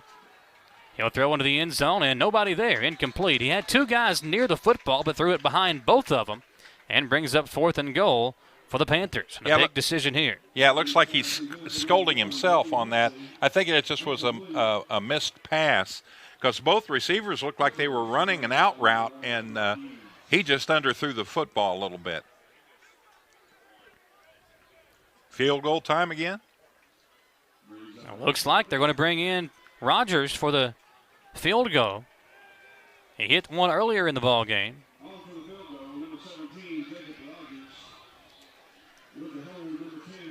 Rogers hit the 27-yarder in the first half. This one, about a 24-yard field goal, and the Indians watch it go through the uprights. 21-13. It's a one-possession ball game at the moment. An 8-point lead for Madison Central will come back on WEKY and WBON TV. When I started to experience the world from practicing law, it showed me that there's a lot of injustice that can be corrected. We're called personal injury attorneys, but I'm not there for the injury. I'm there for the recovery. And that's what we try to do. We try to help people recover after they've been hurt. If the big firms are going to drop you as soon as your claim entails some kind of work, some kind of additional effort, why not just come to someone who's going to put the work in the first place? At Jones Family and Cosmetic Dentistry, the health and safety of our patients is important. Along with following CDC guidelines, we have added a JADE unit, a medical-grade air purifier in every operatory. Our new patient special, X-rays, exam, cleaning, and fluoride is only $99. We offer patients single-visit restorations on crowns, bridges, inlays, onlays, and veneers with CERAC. We are equipped to handle all your dental needs from implants, teeth whitening, root canal therapy, and more. Call Jones Family and Cosmetic Dentistry at 859-985-0201. Back here on WBON TV, following the field goal, Tom, the Panthers will punt or will kick it away. Back to return West and Kinley and Anderson Mitchell, who will let it Jaden West take away the return. West running near side. Jaden almost broke a big one there. If he gets around from that trip tackle, it could have been a big return for Jaden West as the offense comes back out for the Indians. Tom, after that quick 3 and out and a stagnant offensive set, the last time out for the Indians offense. Yeah, and what a job by Pikeville running the clock out here in the third quarter. what they've done is they've gotten closer, got it down to a one-score ball game, and they've cut the clock down, so not as many chances to come down and score now in the rest of this football game. He has a long drive that was capped off by the field goal as Harrison gives it to Parks right side. Evan Dexter, a good block on that right side to kind of spring him for a good pickup on first down to bring up 2nd down and 3 for Central. Yeah, about 7 yards. That's a pretty doggone good run there. I think that's his longest of the game thus far. Parks, a guy that eclipsed the 1,000-yard mark for his career earlier on in the season. Had a really good game in that LCA game, but hasn't had a huge rushing yards performance since then. Had a good game against Lafayette in the victory. It's 2nd down and 3 as we dip under 2 minutes to play in this third quarter. Parks again on the handoff. Adrian breaks a tackle and then runs into a host of tacklers at the 42, maybe the 43-yard line. Not much running room there. They give him a yard, 3rd down and 2. Aaron Sloan just kind of stood over him like he had just, dog-tied his legs or something in the calf roping competition there. 3rd and short. Harrison talking to Coach Holcomb to get the offensive call. David Hensley, one of the assistant coaches, asking to have the ball moved up, I believe, just arguing about the spot. So 3rd and 2. Big spot coming up here for Madison Central. It's a long 1, short 2 yards for the Indians. And Harrison will give it to Hensley. Brady cuts it up the middle. 1st down and more for Hensley. Across midfield and down to the 48-yard line. Nice run there by Hensley. And now Madison Central, Tom, doing their job of putting a drive together and matriculating that ball down the field. Yeah, good opportunity here. Great play calling there as Hensley made a nice move right at the line of scrimmage and freed himself, picked up 9 yards on the play. The shiftiness of Brady Hensley to cut it back up the middle when he didn't see a hole. Well, you got the water spider back there with him, so, you got 2 different guys that can really move around a little bit and juke some defensive players. Harrison going to throw again. In trouble, takes off, looking downfield. Hagan, nobody to throw it to. And finally lobs it up. That's a bad pass by Harrison. It's picked off. Picked off by Lockhart, the guy who on offense hasn't done much tonight, but that was a big interception there. And that's the first time in the short, young career of Hagan Harrison, Tom, where he's made a kind of inexperienced quarterback mistake. Yeah, the play there is to tuck the ball and get as many yards as you can. Try to run out of bounds. Yeah, or try to run out of bounds. He was right at the yard marker, and that's why he let her fly. If he'd have just tucked it and he might have got 1 or 2 yards on the play, you'd have been in a lot better shape than this. So Harrison, the INT, his first of the year. That brings the defense back out. It sets Pikeville up in good field position at the Madison Central 46-yard line. Third quarter about to come to an end. We have got a ball game for you folks. You do not want to miss a second of the action here on WEKY or WBON TV. However, you've got us tuned in on the stream, on the cable channel, or out in your vehicle on WEKY. You don't want to miss a moment of the action here as we dip down to the fourth quarter. They'll hand it off to Birchfield on 1st and 10, and a good job by Brady Hensley, I believe. That's not 47 coming up to make the tackle. Logan Pearson coming up to get the stop. And the third quarter will come to an end. Madison Central, an 8-point lead, but the Panthers had the ball for almost the entire third quarter, and they've got it now with a chance to march it down and potentially tie us up. We'll come back in 1 minute, folks, for the fourth and final period on WEKY and WBON TV. Citizens Guaranty Bank makes banking on the go a breeze. Banking on the go has never been easier with options like balance inquiries, make payments from any mobile device, transfer funds between accounts, activate or deactivate a card with just a tap. And with mobile checking deposit, you can deposit checks straight into your eligible checking account using your iPhone, iPad, or Android device. Take advantage of all these fast, convenient, and secure services of Citizens Guaranty Bank. Mobile carrier charges and rules and restrictions may apply. See bank for details. Citizens Guaranty Bank, member FDIC. Equal housing lender. Can you get into your doctor's office the day you call? The best medical practitioner is there when you need them. At White House Clinics, all patients get easy VIP access to exceptional care. Right now, White House physicians are accepting new patients in Jackson, Madison, Estill, Rockcastle, and Garrett counties. Go to whitehouseclinics.com or one of our 9 state-of-the-art facilities to request a new patient appointment.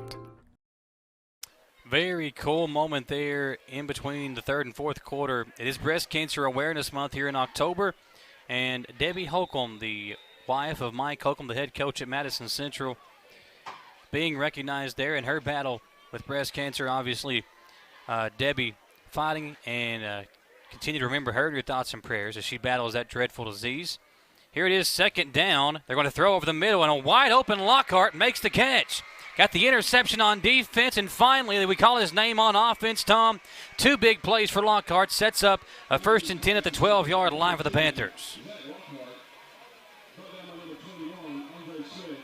Well, I'm watching the sideline. One of the assistant coaches is very, very upset because somebody missed an assignment out there on that play, because Lockhart was wide open. I mean, there wasn't anybody within, 5, 10 feet of him.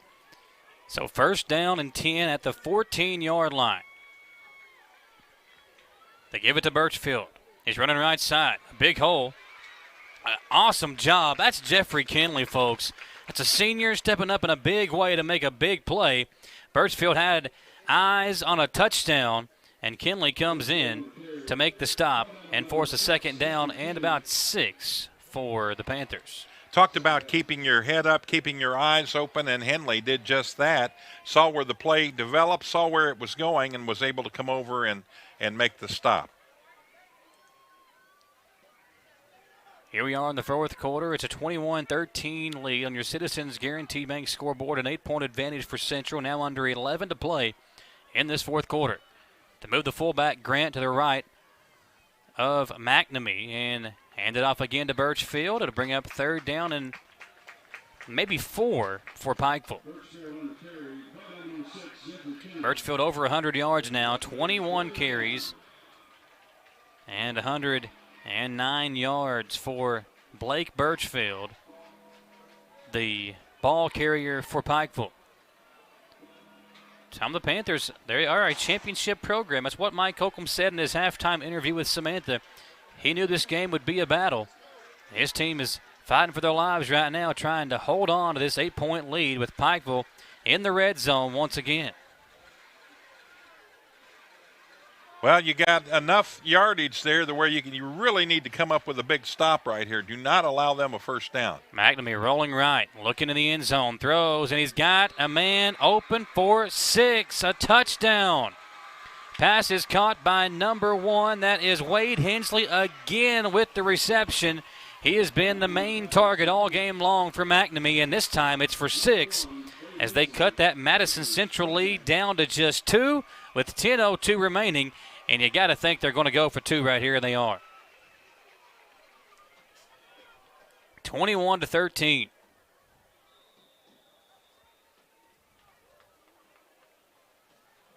The offense stays out there for the Panthers, as McNamee will have Birchfield to his right, trips right, 1 receiver left. Lockhart in the middle of the 2 receivers on the right side. They're going to roll out right.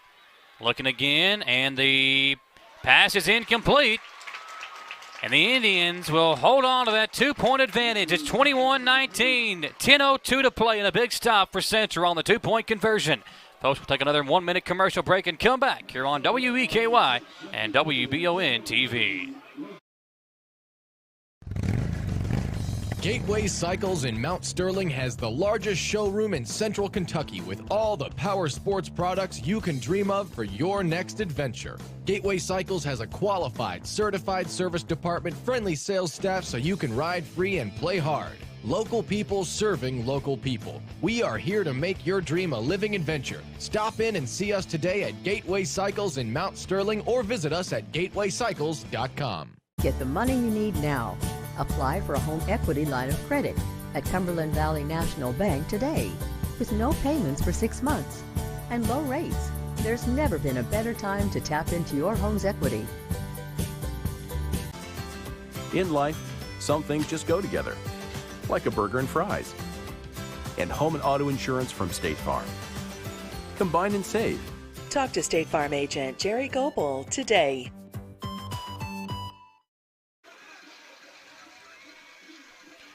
The Pikeville TD, but the two-point conversion no good, and now it'll be returned by Kinley on the far side. Kinley's got a big hole. On the far side, it's Kinley across midfield. And Jeffrey Kinley tackled at the 41-yard line. Madison Central with excellent field position to start the day, but Tom, there is some laundry on the field back at the 36. And that's a long way away from where the play ended. It's going to be a hold against Madison Central, and that long return negated by the penalty. Yeah, that's a tough break right there. The last thing you want to do is do something like that and give the other team the advantage, especially when you're in their territory only about 40 yards from a TD. So you back it up now at the 25-yard line. That's going to take away some of the momentum as well. And if you're Madison Central, Hagan Harrison, go back to what you were doing that worked. And listen, he can extend the play, but if nothing's there, just eat it. Just throw it out of bounds, go down with it, and don't give it to the other team. Hagan's obviously such a good athlete. See if he can make up for that mistake on the last drive for the Indians. They'll give it to Hensley. Nice hole. Hensley cuts it out left, spins away from a tackler, and is going to be down at the 40 or the 31-yard line. Bringing up second down and 5. They're going to say the 32. The tail of the ball on the 32-yard line. So it's going to be second down and about 2.5. Now they back it up, Tom. So second down and 3.5 yards. I think the umpire misinterpreted that. He got a help from his linesman over there on the far sideline. No, it's 1 yard back. So 3.5 yards to go for a first down. West hands it off to Hensley, or Harrison hands it off to Hensley again to the 34-yard line, so about a yard shy of the sticks.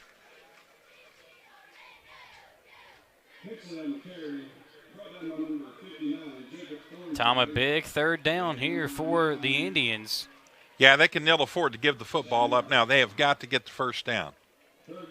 And more importantly, if you don't get it here, you give Pikeville the football with good field position. Yeah, and the way they did in the third quarter, they could run the clock out as they bring it down to win the game if they score. A lot going through both coaches' minds right now in this situation. Harrison will take the snap, give it to Hensley again, and Brady punches forward for the first down. Yeah, he's across the line, way across the line, a couple feet, so he'll be fine. You know, this is a spot where you really miss hard because and Hensley got the first down, obviously, but on a play like that where you only need a yard or two and the size and speed of Harge makes it hard to bring him down without him getting at least 2 yards. So Hensley gets the job done there, but it does show you how much they miss a guy like Kenyatta Harge. First down and 10, ball in the middle of the field at the 35-yard line. Indians have a new set of downs. The tail of the ball on the 35. Now Parks comes in the backfield with Harrison. Trips left, one receiver right. They give it to Parks running left. Not much running room there, and it's nowhere to go for Adrian Parks. Fans on the far side love that hit. He heard some moans on this side. He got hit hard there after about a half-yard gain.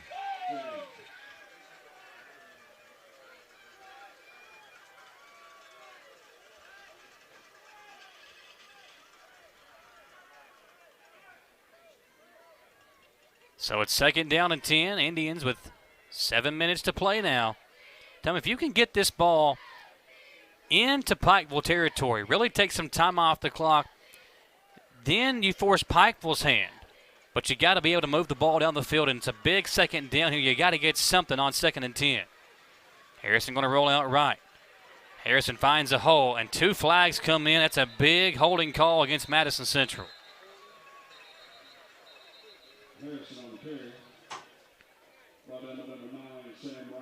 Oh.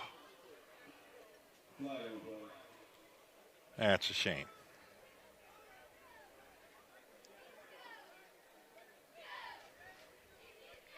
So you back it up, and it would have been about a 5-yard pickup for Harrison. And you go from what would have been 3rd and 5 to, what, 2nd and 20 now? 2nd and 15. But you're right. It's going to be 2nd and 25. They spotted at the 25, so yeah, 2nd and 20. Yes. So need to get to the 45-yard line. It's a big couple of downs coming up here for Madison Central. If I'm Hagan Harrison, I'm not looking anywhere but Jaden West. But the issue is the defense probably knows that, Tom, and you got to have somebody else make a play for you. Yep.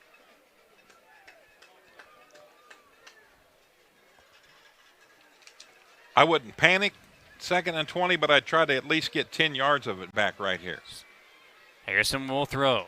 A delayed blitz coming up, and Harrison steps up into the pocket, takes off, got a big pickup on 2nd and 20. Harrison might have been hit in the face mask. No flag comes in. Yeah. Central was calling for it. How about the quarterback for Madison Central? Picks up about 15 yards. Let's see where they spot this thing. It will be at the 40, so 15 yards. 3rd and 5 for Madison Central. A much more manageable now 3rd down. Well, good call using the athleticism of the quarterback, and Harrison doing a good job of sidestepping a couple of tacklers to make that play work well. And that's a big rushing play for Madison Central. 3rd down and 5. Indians. A big 3rd down, the biggest 3rd down in the career of Hagan Harrison, obviously. 6:05 to play, and I think Madison Central wants to talk it over. The Indians do. 6:05 remaining, a 2-point Central lead. We'll come back in 1 minute on WEKY and WBON TV. At Madison Drug, Charles and his staff know your time is valuable and will work to get you in and out quickly. We have a convenient drive-thru and offer free delivery. For vaccinations, just walk right in, no appointment necessary. Madison Drug, Richmond's hometown pharmacy. To some, it's just a boat. But to Jim, it's his escape from meetings, traffic, and the grind of daily life. He may not catch any keepers, but he wouldn't trade his day on the lake for anything in the world. That's why his boat is insured by Kentucky Farm Bureau. But it's not just Kentucky's Farm Bureau. It's Jim's Recharge the Battery Farm Bureau. My Farm Bureau. David Mayo, John Rader, and Chris Hornsby with Kentucky Farm Bureau. At Madison Drug, Charles and his staff know your time is valuable and will work to get you in and out quickly. We have a convenient drive-thru and offer free delivery. For vaccinations, just walk right in, no appointment necessary. Madison Drug, Richmond's hometown pharmacy. 3rd down and 5 for Madison Central. Harrison going to run the option, pitches it out to Hensley. A good block by Anderson Mitchell. 1st down, Hensley and more at the 41-yard line of Pikeville. Brought down, no flags on the play, and a huge pickup for the Indians.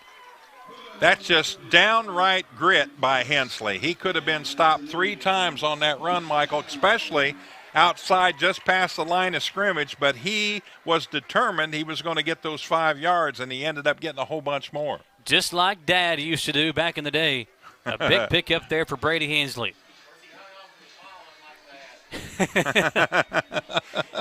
I won't say what Hugh Davis said about David Hensley. I don't want him up here in the booth with us. 5. Hugh said that what Brady did was hold on to the football unlike Dad did back in the day when he played for Eastern. 1st and 10. The tailbacks flip sides here, and Harrison will give it off to Parks. Good hole as Parks cuts it back and falls forward to the 37-yard line, a gain of 3. Rolling Stones had a hit song called Time Is On My Side, and if you're Madison Central right now, the way you're moving the ball, time is on your side. Yeah. We're down to 5 minutes to go in the game, and that's all they need to do is just keep moving it down, making 1st downs, let that clock keep running. Tick, tick, tick, tick, tick, tick. And I like what Coach Holcomb's doing here. He's letting his quarterback come over and just think about it. Listen, let's talk through this thing. Coach Holcomb's had so many good quarterbacks throughout his legendary career. And he's got a good athlete playing quarterback right now. Harrison still trying to figure out this position, but he's made a couple of big plays tonight. 2nd down and 8. Hagan in the shotgun. Now takes a deep breath. Snaps the football. Run the option with Hensley again. Harrison holds on to it. And still moving. A nice job by Harrison, Tom. Might have picked up the first down, and more importantly, I thought he stopped the clock. They're saying to stop. I thought he had kept the clock running by staying in bounds, but I think they're saying stop the clock, and I think Harrison's still down on the field. Harrison's slow to get up. He's finally up, moving around. Let's see where they spot this football at.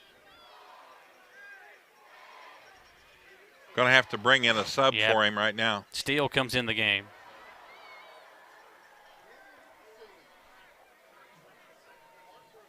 Elijah, the sophomore, will come in. It's 3rd down and 19 seconds to go on the play clock. The clock is stopped with 4:21 to play. Harrison just over there to catch his breath. He made a big play with his feet there on 2nd down. And we got a whistle and I think a false start against Madison Central. That is a huge penalty against the Indians. You've been in a situation where you've had the same quarterback the entire length of the game, so he has to come out. Now you got a guy coming in with a little different cadence. That can happen. Harrison puts his helmet back on. I think he's ready to come back in the ball game. We'll see if he does. I believe he is. Harrison going to check back in here on a big 3rd down and 6. Yeah, he got on the tackle. He hit his helmet on the turf, Michael, and I think it just rang his bell a little bit, but he seems to be good. He's running in a straight line, so that's always a good sign. Tom, for everybody watching, we thank you for not breaking into that song, You Can Ring My Bell. Yes, I had thought about it, but I said, nah, better not. 3rd down and 6, and Mike Holcomb wants to talk it over with his offense. Indians on top by 2, 4:20 to play. Folks, for those of you watching our game tonight for the very first time on Channel 9, we welcome you. And we're not talking about streaming. The game tonight is also being broadcast for the very first time on real network television. We hope you'll tell your friends about Channel 9 with local news, sports shows, more local sports coverage, and games like tonight, and lots more local programming coming your way starting in October. Channel 9 is available over the air from London to Lexington on Channel 9 and is also available on all area cable systems too. That's WBON TV, Channel 9. 3rd down and 6. Some scores coming in. Got Henry Clay on top of Bryan Station, 40-8 at the 3rd quarter. Bryan Station, on top of Henry Clay. Great crossing, and Scott County battling it out. Scott County on top 14-0 there. Here's Harrison on 3rd and 6, dropping back to throw. Goes over the middle, and it's picked off. Lockhart again with the interception. And Lockhart, a big return. Still on his feet, being chased from behind. And Lockhart will return this to the 35-yard line of Pikeville. What a return and what another defensive play. Tom Lockhart has been shut down all game long offensively, but he comes up with two of the biggest plays of the night with those 2 big interceptions and that one there to set up the Panthers at the Central 34-yard line. Sad thing is they only need a field goal to take the lead here.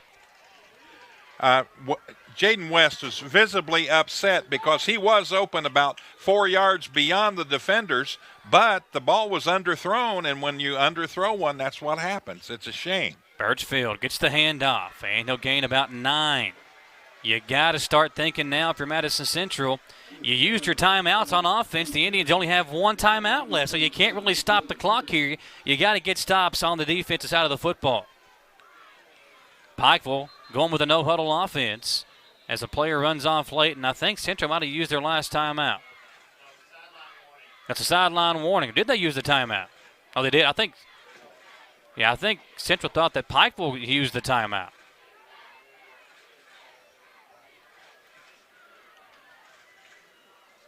They moved the ball 5 yards upfield. Yeah. They might have called a sideline warning and threw the flag on it.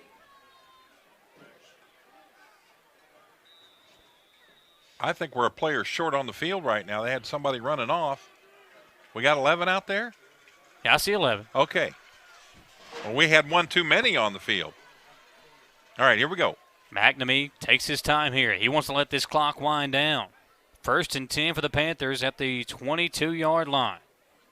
McNamee hands it off. Birchfield, a big hole. And Birchfield going to be tackled inside the 5-yard line. Tom Central might have been better off to let him score there. 1st and goal, Pikeville at the 2-yard line. Clock will stop as the chains get set. They're going to let it run now because it's 1st down and goal at the 2. And Pikeville, at the very least, can get a field goal here.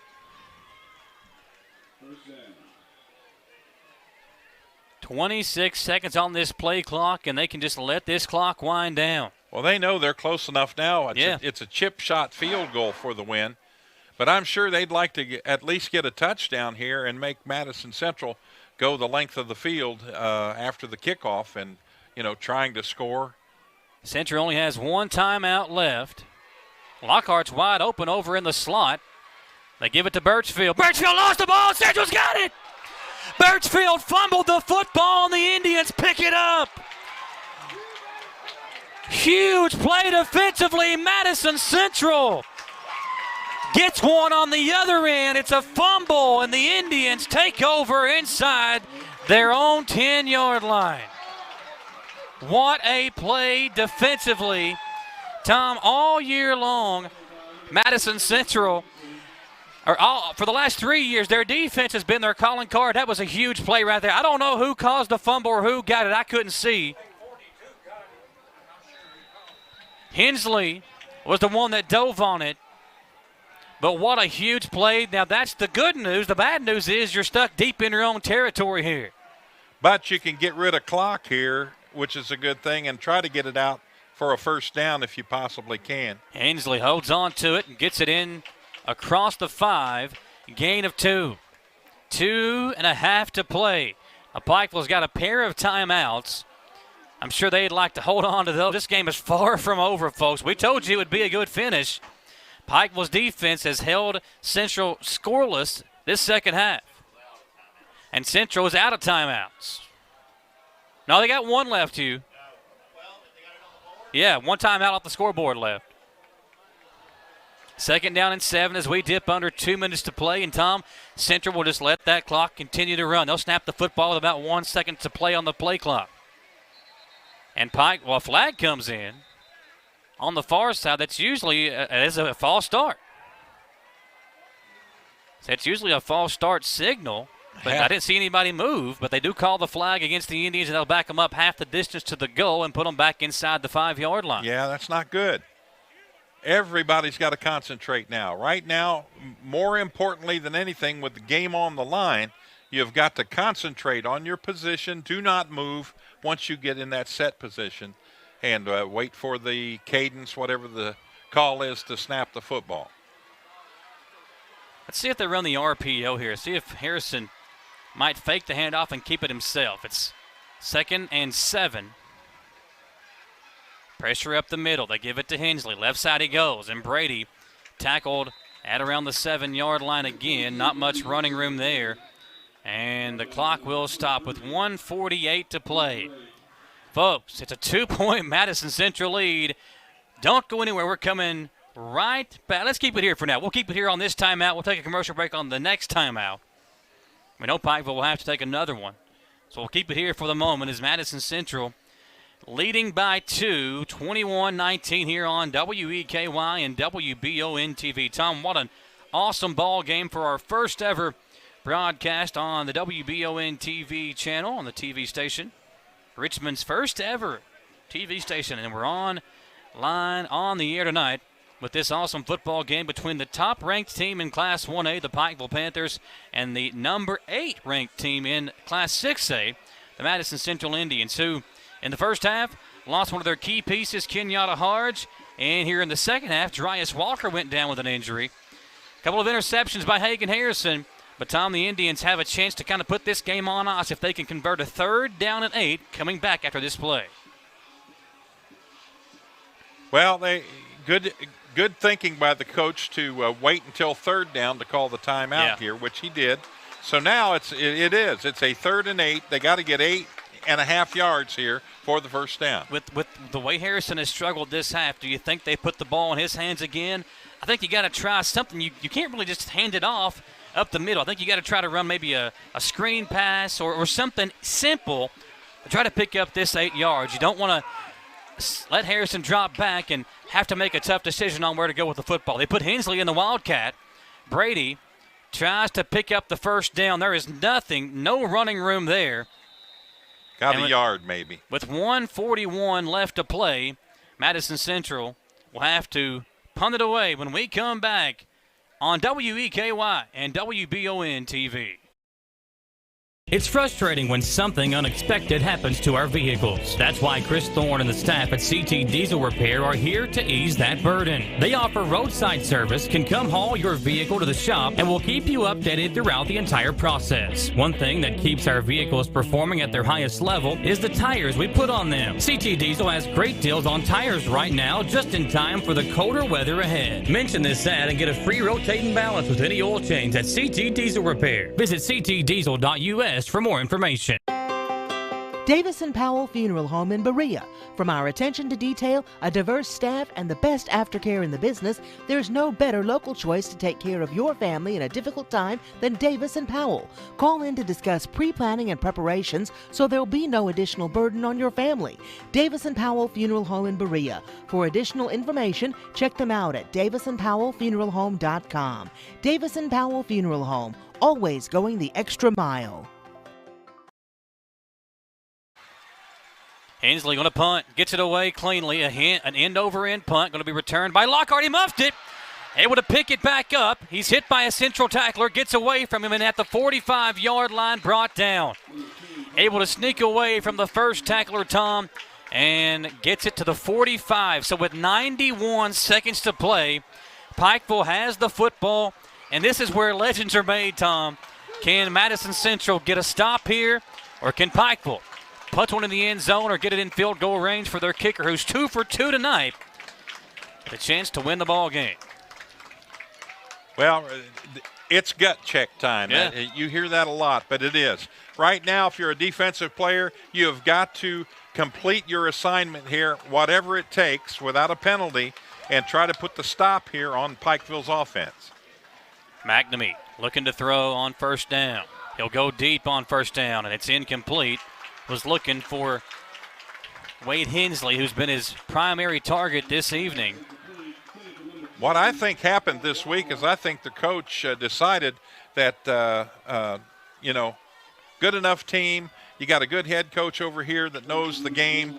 They're going to be keying on our number one receiver, so they probably worked all week on going to Hensley with the ball, and it's like Wade Hensley. He's got to feel really good after tonight. He's probably had his best game of the year tonight.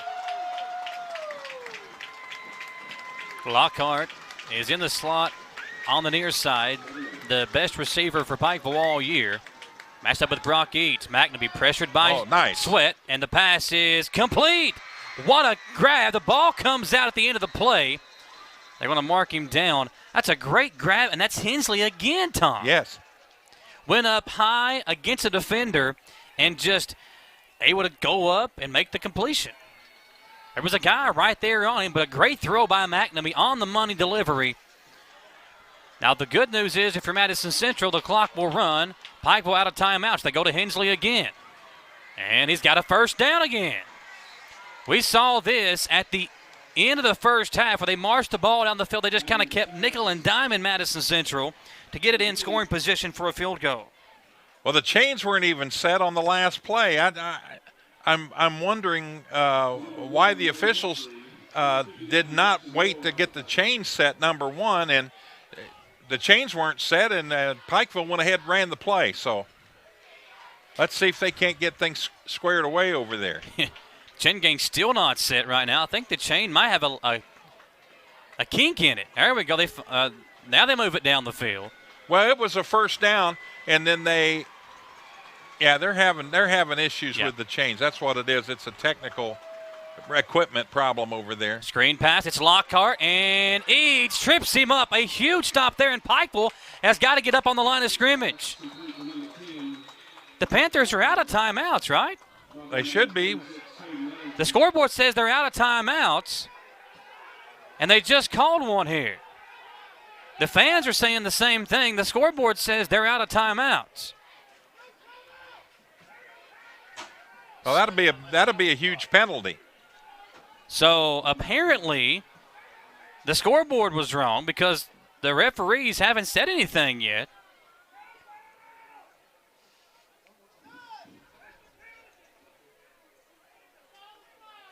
No flag has been thrown, Tom, so apparently, again, the scoreboard was wrong because Pikeville was awarded the timeout. One official just signaled that neither team had a timeout left. So now neither team has a timeout left. But the scoreboard's showing that we have one left. This is a huge 44 seconds here as Pikeville at the 23-yard line. And again, their kicker is 2 for 2 in field goals. Again, not sure what kind of distance he has in that leg. This would be about a 42-yarder right here. I don't think. Yeah, I haven't seen too many high school players that can kick a field goal that long. McNamee, a screen pass to Birchfield. Birchfield running near side. He's hit and pushed out of bounds. A really good tackle by Ellington there, along with Brock Each, to push him out of the 36-yard line. It brings up 3rd and about 8 for Pikeville. Tell me that weightlifting in the offseason doesn't help. Ellington held the offensive blocker off with one arm and was able to set himself up to make that tackle. Great delivery there by the defensive player. 36 ticks on the clock left here in the fourth quarter. The crowd coming to their feet on both sides of the stadium. What a crowd we have had here tonight, folks. 3rd and 6 for the Panthers. Trips right, one receiver left for McNamee. He'll take the snap, fake it to Birchfield. Looking right, he'll throw, and the ball comes out wobbly. Edgren Sweat hit him as he tried to get rid of the football. And now it's decision time for the Panthers. 4th and 6, and the field goal unit coming on for Rogers. Well, in this situation right here, defensively, what you have got to do is you've got to create disruption, do whatever you can without committing a penalty yourself, and get them to jump off sides or do something where they get moved back 5 yards. 4th down, they're going to kick the field goal here. They take the snap. The ball is up, and it's no good! Somebody got a hand on it. Jeffrey Kinley was in the backfield. Kinley might have got a piece of it to secure the win for Madison Central. Well, not quite. We got 31 seconds left. That's true. And you got to hold on to that football. You can go into the victory position, though, with a couple of kneel downs, and that should do it. Wow. What Jeffrey Kinley got in the backfield for Madison Central, got a hand on the football, and a huge defensive stand for the Indians. Can you replay that? On the block of the field goal there. That was a bad snap, too, though. Yeah, Tom, the snap was the big thing there, too. The snapper, or the guy holding the football, tried to snap it 3 or 4 times before the long snapper finally pitched it to him. So some confusion there might have aided in Kinley getting in the backfield for the block. Well, it was. Harrison takes the snap, takes the knee, and Madison Central will hold on. 21-19 Indians. What a ball game we've had for you here tonight, folks, in Richmond. Your final score, the Indians a 2-point victory, and they hold on to win here in Richmond. We'll step aside for a 3-minute commercial break. Come back here and wrap this one up as the Indians defeat Pikeville on homecoming night. Back in 3 minutes on WEKY and WBON TV. I'm Michelle. And I'm Jennifer. And in the spring of 1992, Bishop Small Engine Repair was born in our mom and dad's barn in Estill County. Then in the fall of 1992, we made the move to Madison County, where we are today. With the support of our family, customers, and community, We have continued to grow in the outdoor power industry. With a full line of products from Cub Cadet, Grasshopper, Echo, and Shindawa, we can help you tackle your yard so you can enjoy it with your family. Bishop's Small Engine Repair, where our focus is our customer. Stop on in, 119 Northwest Avenue in Richmond. We can't wait to see you. Need a physical for school or work? Need it right away? No problem. Berea Urgent Care has 2 convenient locations along with late hours to meet your needs. They're affordable too. Physicals at Berea Urgent Care only $20. DOT and CDL physicals are only $65. Berea Urgent Care number 1 by Walmart is open every day 9 to 9. Berea Urgent Care number 2 by Berea Drug open Monday through Friday 10 till 6. No appointment necessary. Berea Urgent Care, here when you need us. It is Chevy